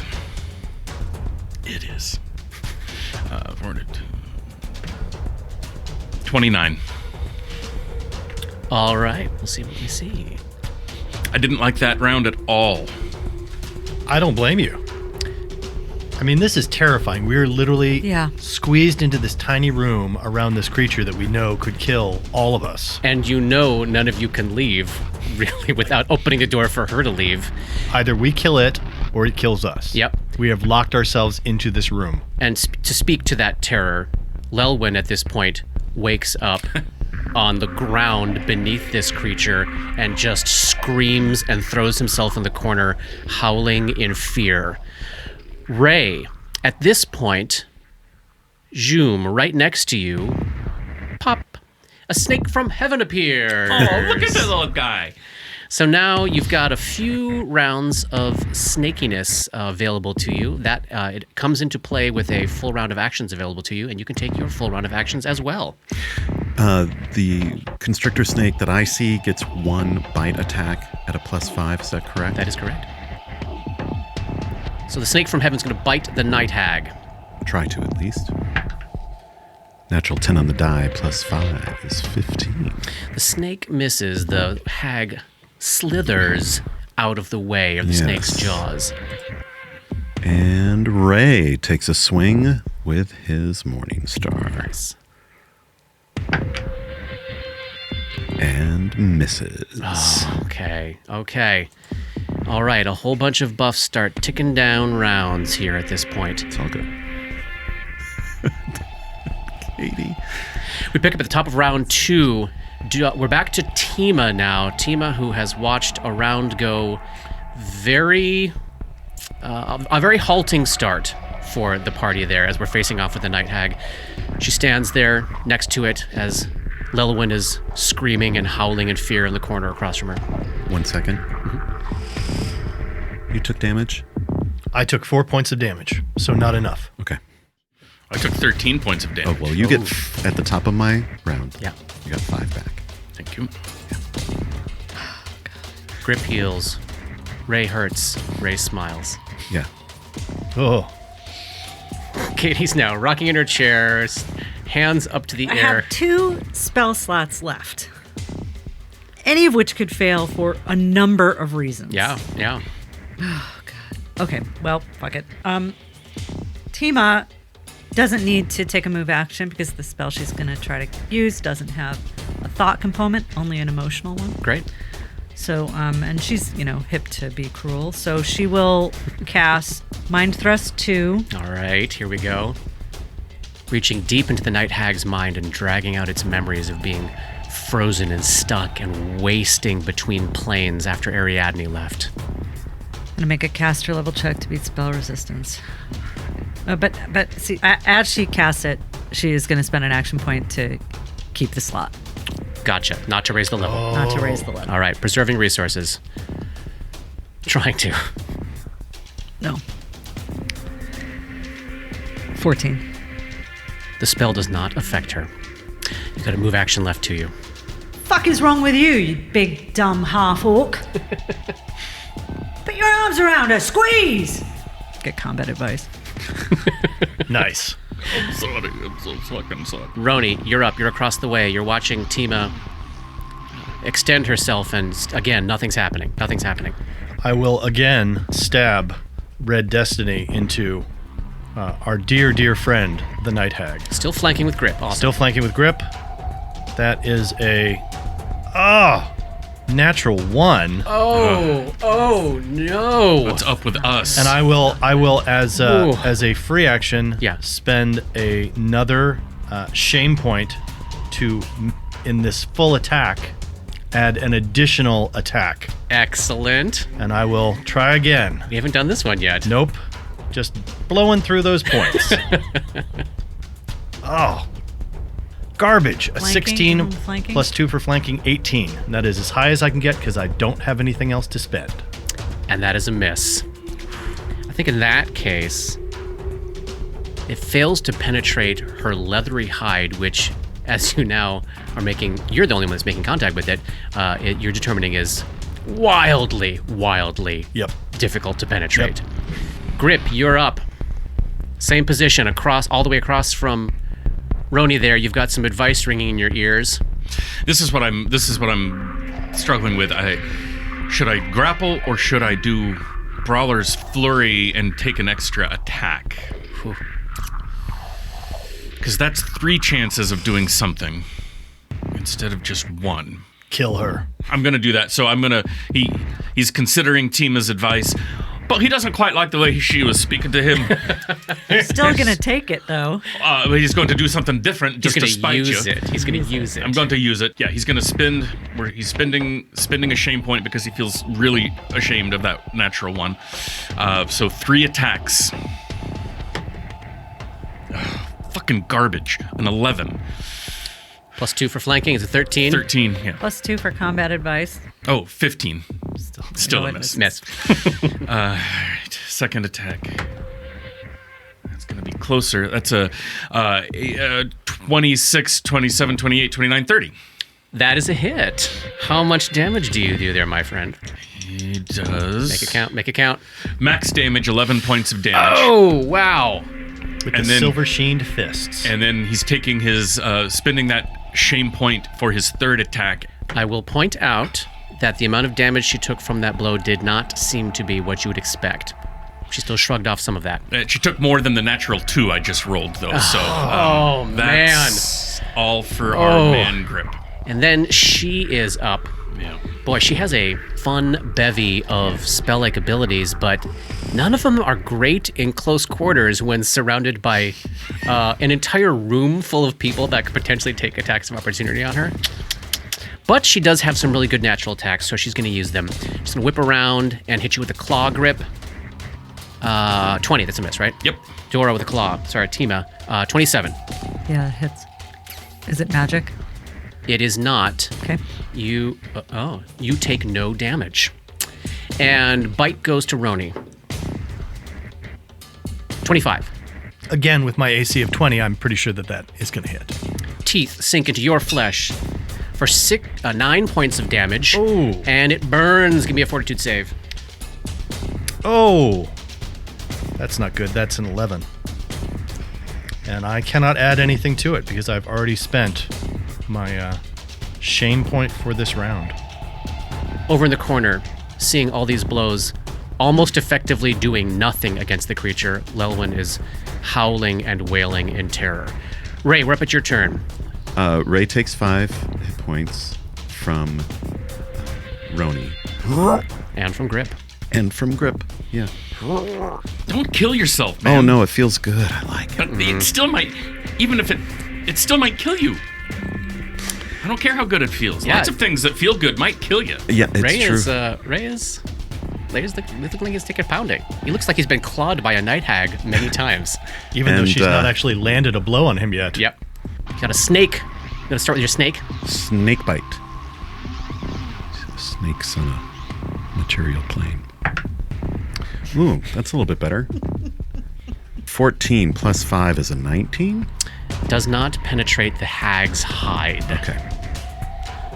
Ray is going... There's nowhere to go. Ray channels positive energy throughout the room. There we go. Selectively omitting the night hag. Okay, remind me how that works. She gets to make a save. She gets to make a save. I think it's a will save with anything that's for half. Channel positive energy, but it's for half damage. Great. And if she doesn't make it, she is dazzled. She gets 24 on that will save. That's a save. So that's half damage. And how much did you heal? 10 points. 10 points. So everyone in the party heals up 10 points of damage, and you see flame from who knows what or where come cascading over her body. Love it. Doesn't even flinch. Seems to take no damage from it at all. Immune to fire. As if she were immune to fire. All of her buffs ticking down. We're at the top of round 3. We're back to Tima now. This is bullshit. Well, try again. What's the definition of insanity? Let Tima tell us. I think it's Tima and Taya. Uh-huh. So we'll just do another caster level check. Natural 1 on the caster level check. What is going on today? Oh, that is a lot of natural 1s. Yeah, she is unaffected by this. She is relishing in the fear and terror that Lelwyn is giving off on the floor there, and it seems to be bolstering her mind and maybe throwing the rest of you off as Lelwyn is just screaming. Okay, that's a standard action. What does Tima do? She looks at the the half orc and at the gunslinger. Gives Grip the finger. turns to Roni. Says, maybe you can do better. Get combat advice to hit her on your next attack. I'll take it. Roni's up with combat advice ringing in his ears. Oh, that's nice. That's a 26 plus 2 for planking. That is a 28. Plus 2 for combat advice. Oh, plus 2. 30. 30 hits. Jeez. Come on. Give me something good. 7 points of damage. Oh, nice. All right, she does indeed take a little bit of that. And I'm going to go ahead and spend another action point to immediately make another attack. Got it. Because... so many blows. Just yeah. Claws, bite, rake, stab. Punch. It's going to be 16 plus 2, 18. Does combat advice work for the whole round? Yeah. That's a 20. And that attack does not land. Grip, you're up. I've been rolling 5s and under. 5, 4, 3, 1, 1. I'm gonna do the same thing. I'm gonna Yes. also burn a stupid shame point. Oh my god. Throwing everything we got at her. Take 3 attacks because I don't know what else to do. Tripper. Grip pulls out a bag of marbles. Yeah. There we go. Do you have any feats you can, since you don't have a move? Oh, you're doing a full attack. I'm doing a Never full mind. full attack, and I haven't used it yet. I am using my guidance on this first one. Great. That's a 26. Yep. Oh, 28 because I'm flanking. That's a hit. So that's gonna be 4 points of damage. She does not take any damage. Second attack, 23. Hit. We're zeroing in Yeah, on you are that armor. zeroing pretty close. 7 points of damage. All right, she does take some of that. And then her third attack, I've already spent the shame point, so a 20. Does that include your flank? Yeah. That's a miss. I mean, we've been rolling under 10. Yeah. Under 10. Oh, under yeah. 10. Oh, under yeah. 10. Well, at least she's up. Okay. Let me look at something here. I have one spell slot left, guys. How many of those action shame points do you have left? Some, but I mean, We all die here or we don't. I might be more useful giving combat advice twice around than trying to multiple times fail at casting a spell. You could certainly Maybe. do that. Yeah. Whose idea was it to trap the witch on the 13th at midnight? Oh, right. my gosh. Right. Did we catch it? I don't know. A lot of ideas are getting thrown around. It's hard to say. The hag narrows her eyes, looks around the room. It's a tricky situation for all of you here. I just realized something. That was round 3. That was my last round of steady combat. Great, thank you. I would have Used a move I action would have to reinstate it. I would have spent rather than it already happened, but I would have Reminder to use the precise strike. right, I the gotcha. studied strike at the end of it. I'll try to help you remember next time. I would have spent that. Oh well. She narrows her eyes, looks around the room. The fight is going weirdly for everybody. She's still alive. She hasn't taken much damage, but there are a very disturbing amount of attacks coming at her every round. And she has managed to hit many of you, in some cases a couple of times, but the cleric there keeps healing everybody up. She's going to try it. She's going to risk it. She casts a spell on the defensive.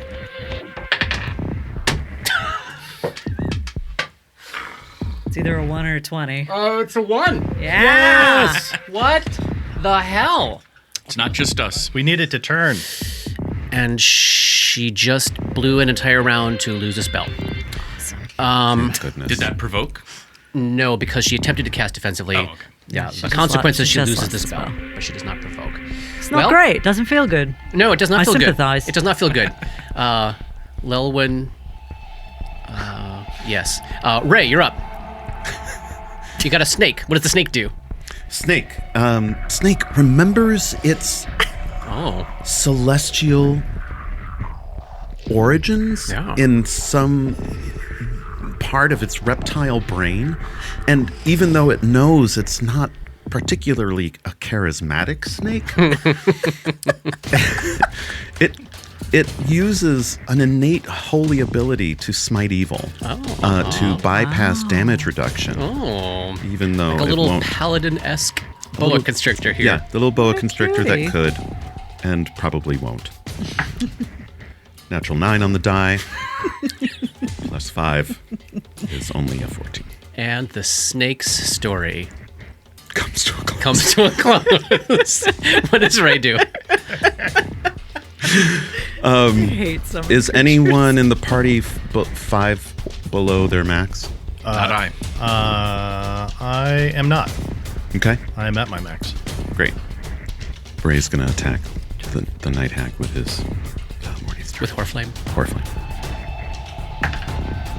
Natural 12 on the die plus 6 is 18. Not enough. Not enough. Protection from evil ticks down. Blast ticks down. Resistance ticks down. The constrictor's life on this plane ticks down. We're at the top of round 4. Tima, we're back She's to you. so pissed. This isn't any fun at all. Oh, yeah, and Tima's in it for the enjoyment of the combat experience, isn't she? Yeah. Yeah. Yeah, she really is. Seeing blood coming out of things' eyes and ears is the whole reason. It is the entire reason She comes out to play. for her existence. Yeah. So, Katie, generously, will spare her one more fucking shame point. to This is my gift to you, to Tima. preserve this spell slot Okay. in case and when It fails. she fails. Okay. Another mind thrust. Yeah, mind thrust too. Here we go. Bring it. I feel like the tide's going to turn. I feel it. You do? I do. I got a guidance, so I'm going to use it on Use the it now? spell penetration check. Great. Nope. Oh, What did you roll? Rolled a 10. Not enough to beat literally anything's spell resistance. except for the snakes. You could have cast it on the snake. But Okay, that's a standard action. You got to move. Who are you going to advise now that everyone's failing you? We'll go back to Grip. Okay. She likes Grip. Yeah. She would think of him as Rib Tusk. Yeah. Not You're as- better than this. I know you are. So punch her in the fucking face and be done with it. Those words ringing in the air. Roni, opposite Grip, is up. Roni is going to narrow his eyes and look carefully at this enemy of his. And blow some inspiration. He's going to blow some inspiration, but he also wants to look at that gem, that glowing gem that's Yeah. on her chest. Yeah. Is there anything about it, does it look like if he tried to attack that gem, would that maybe have an effect? As he is I don't know. Is there any kind of knowledge check that I could make to? We have made our knowledge checks on this. You do know that it's the place where they store souls that they heal, and that it does provide some benefits to it that Dora did not remember.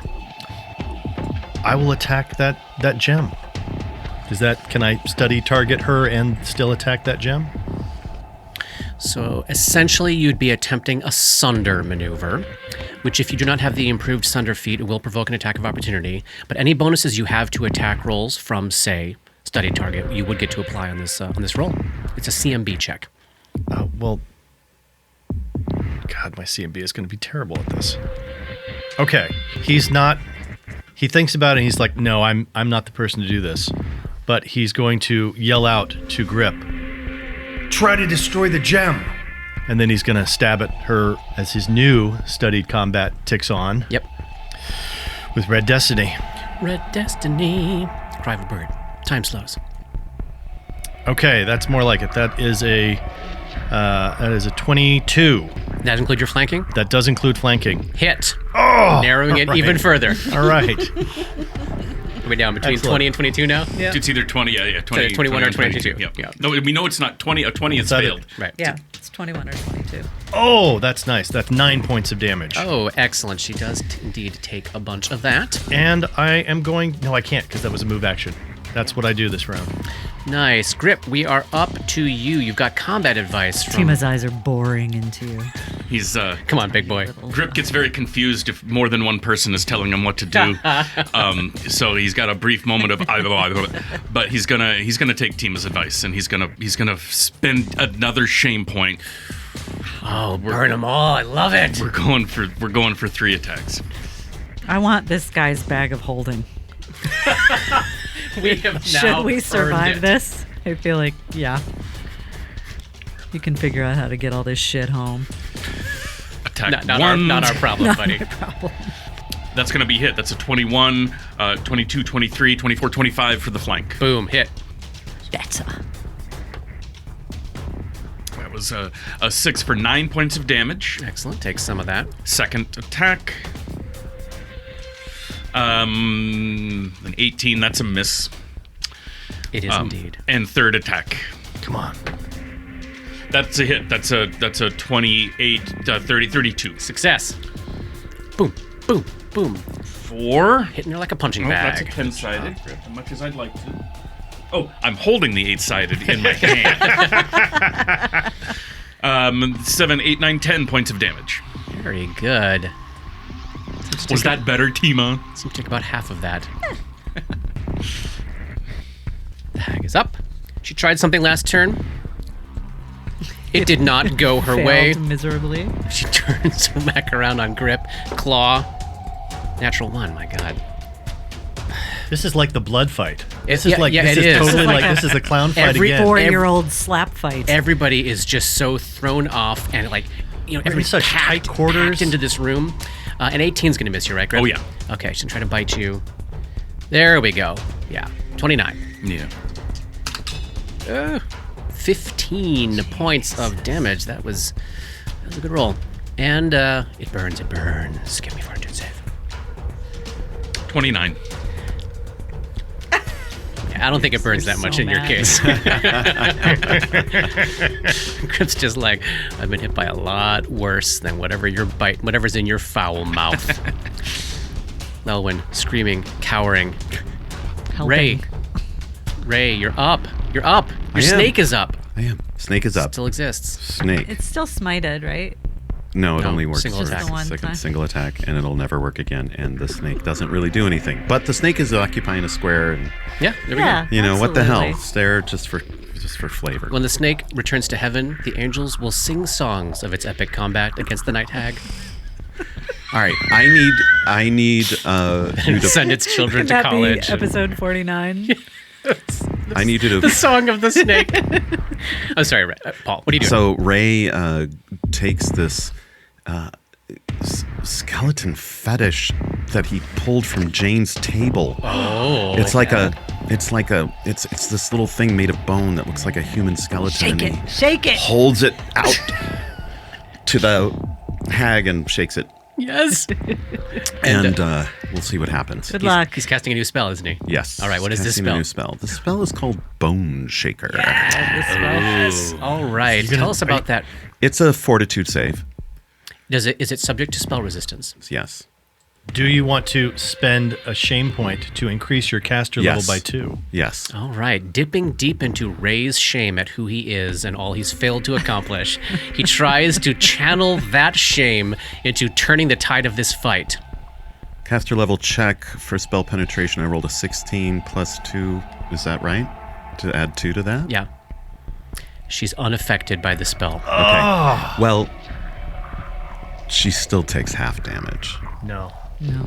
She You is did not completely unaffected by the spell. Okay. Why don't you read us the description of what the spell does, though, since our folks at home have not Using yet a experienced bone, this. using a bone fetish like a marionette, you take control of a target creature's skeleton. This has a variety of effects depending on whether the target is living or undead, but it does affect them both.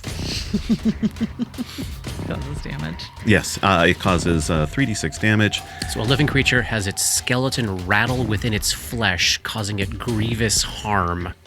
Oh, and you can also move them about. Oh, that's I can so move cool. them about 5 feet, and undead, I can actually have them move up to their speed or make a single attack against a creature of my choice. Wow. That is really cool. Okay. It happens to not work this particular Yes. round, but there is a new spell very on the disturbing spell in the arsenal. Oh, jeez. Protection from evil ticks down. Bless ticks down. Resistance ticks down. Constrictor's got one round left as we hit round 5. Grip gets 5 hit points back Oh, indeed he does. Indeed he does. while Ray takes damage. Tima, you are up. Things are much as they last were when we talked to her last time. Frustrated.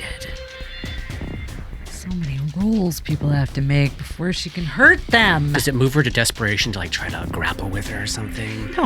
Yeah, right. But it does move her to blow a second level spell slot on a first level spell Oh. that will at least fucking hit this thing if she can overcome its spell resistance. Okay, what is she dumping? Or what is she using it for? No, that's dumb. Okay. That's a dumb thing to do because if she overcomes the spell resistance, Might as well have a second might as well level have spell it be a second damage. level spell. It'll still do more at half damage than magic missile would at full. Oh. Mm-hmm. So no. I hear you. Not that Tima is capable of this level of contemplation at this moment, but she briefly considers. Tactically, she is. I mean, yeah. She briefly considers just beaning the thing with her old friend Magic Missile, but she does not. I'm not going to use an action point now because I might want it. So this is just a straight up mind Straight thrust up too. mind thrust. Last spell slot. Here we go. Done and dusted. She definitely makes that spellcaster check. 24. 24. Nice. The hag is affected by the spell. All right, will save coming. We'll save as 18. 14. Yes. 22 points of damage. 22 points of And damage. 2 points of bleed. Nice. She takes every single bit of that, and for the first time, you see a significant blow land as black blood comes just gouting out her ears and her nose, splattering her ram's horns, splattering her foul demon teeth, splattering Lelwyn, who's just screaming under this shower of black demon blood as the night hag continues to bleed from its face. Oh my god. Yeah, it's just a standard action. What does Tiba do next? She looks to Grip. Yeah. That's all I got. Your turn. Roni's up. Roni will stab. Oh, nice. That is a natural 20. Yes! Oh, That is a natural 20. Tide turned. Crit confirm. Okay, so let's see. That is a 21 plus 2 for planking. That's a 23. Confirmed critical. Oh, yes. Yes. All right. And What now is I the need. studied. That's what I need. It is. I don't know that the studied combat necessarily. It does not double because it's a precision damage. Yeah. But that's still going to be. Still more. Yeah. It's going to be. You want to blow your precise strike on this too? Yes. You're in round 2. I'm in round 2, so no, I would rather. to beat the damage resistance. Oh. You need to get a high number to deal more damage in one turn. Taking them as much advantage as you can out Yeah. of every single hit by piling the damage on. Yeah. Because you know there's just this baseline of 5 damage. So far you can't prevent her from avoiding. But it's your resources. Hard to tell. Hard to tell. Pile it up. We can probably last about 6 more rounds. All right, what the hell? So this is going to be 3d6 plus 6. So we'll see if I actually roll anything that's worthwhile. Come on, dice gods. Come on. 6, Oh, 3. That's 9. Another 6. So that's 12, 15 plus another 6 is 21. 21. 21 points of damage as this incredibly precisely aimed blow catches her right between the shoulder blades as she's whipping about, biting and gnashing. Still on her feet, but the cumulative effects of this round are starting to wear on her visibly. Oh. As my move action, I will spend another point of shame to make her my studied combatant one more time. That's what I think do. You can only use it as an extra attack. No, I can spend a point of shame to get a class ability. That has a daily use. Yep. Right. So I do that.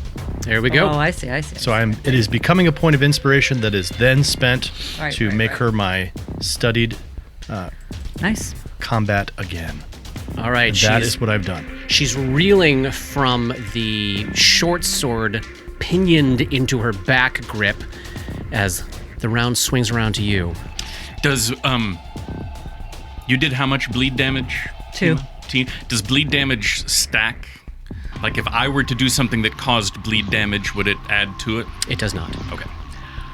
Because I just realized there's some cool feats. But if you can do more than 2, Yes. it will supersede mine. But, thanks. Totally fucking I'm sorry, how many useless. points of damage did you just do? I've done like nothing. I'm not going to do it this because I would need to take I could take the bleeding attack feat where if I damage someone with an unarmed strike, there's an extra 1d4. Can you take like a Bane thing or a favorite enemy thing or something that deals extra damage? No, I Other mean, than power there's attack? Grudge Fighter gives an extra +1. Furious Focus. First power attack every round doesn't get the power attack knocked. I don't think he wants to take power attacks. Having a hard time hitting her. That's Yeah. what Furious Focus does, though, is that it means the first time you attack every round, Oh. you don't take that Right. minus. Right.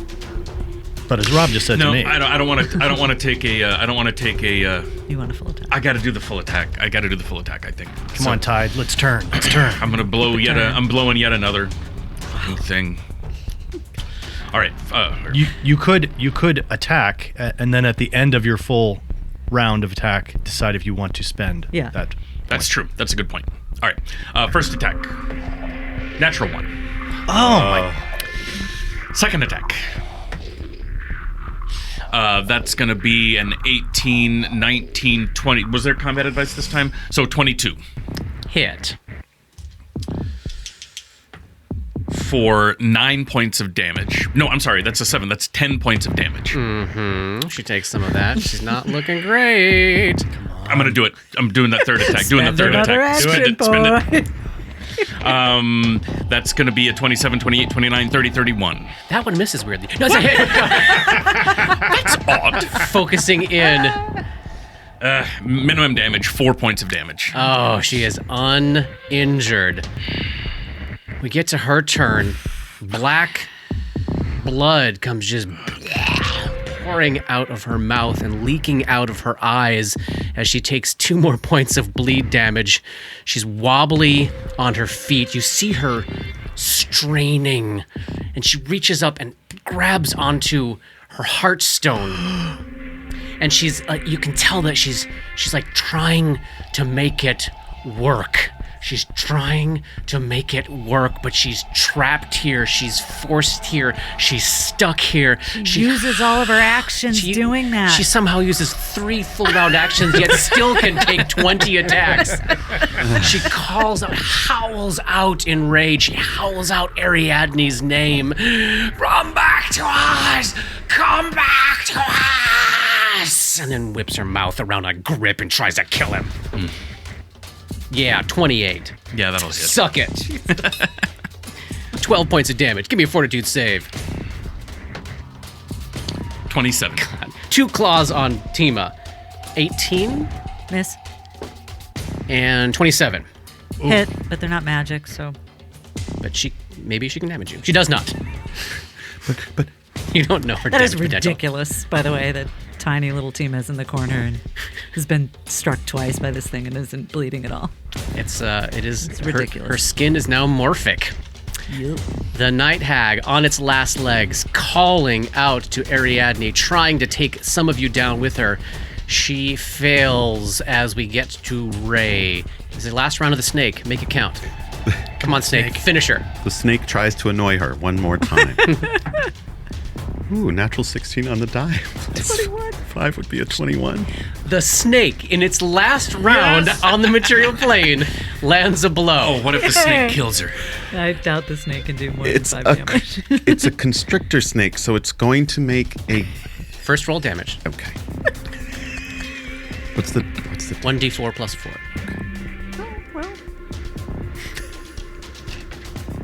It's a 1. Fails to sink its teeth in, but then the tail goes whipping around her as it attempts to make a grapple check. Go ahead and roll that d20 plus 9 there. Okay. That would be a 23. Grappling the night hag. Yes. It's going to be in existence until the end of Ray's round. Ray can now take an attack with her grapple. Amazing. Amazing. So it also. Wait, does it have constrict? It has constrict. Oh, then it deals more damage. So go ahead and roll 1d4 plus 4 again. does on, it add come on, to the snake. 5? Okay, so it's 5. God, if it kills this thing, I'm gonna freak out. The snake wraps itself around the night hag, and then they both, screaming and straining, the snake sails off to heaven to send its children to college and have the angels sing stories of its amazing deed on this world as the night hag dies. Oh my God. Leaving behind its heartstone. Unbelievable. And that's the end of chapter 48. Oh, Pick it up for next MVP time. snake. Amazing. MVP snake. Wish we had named the snake. Dark Nexus is a creation of Plug and Hum Productions. This podcast uses trademarks and or copyrights owned by Paizo Incorporated, which are used under Paizo's community use policy. We are expressly prohibited from charging you to use or access this content. This podcast is not published, endorsed, or specifically approved by Paizo Inc. For more information about Paizo's community use policy, please visit paizo.com/communityuse. And for more information about Paizo and Paizo products, please visit paizo.com. That's PAIZO.com. Dark Nexus uses music and soundscapes by Sirenscape. Check them out at sirenscape.com. That's SYRINSCAPE.com. Opening and closing themes, along with additional music, composed by Rob Kauzlaric. Artwork for Dark Nexus is by Matt Wahlquist. Special thanks to Toy, without whose generosity this project would not have been possible. And thanks to DMCP, Richard and Ari, Paul and Shannon, Chris, Scotty, Jason, Jess, Joe, Chelsea, Matt, Dave, Darren, and everyone we've gamed with over the years for all the memories and inspiration. WTPK. Oh, brilliant. Love it. Tag, That was season good. 2 tag.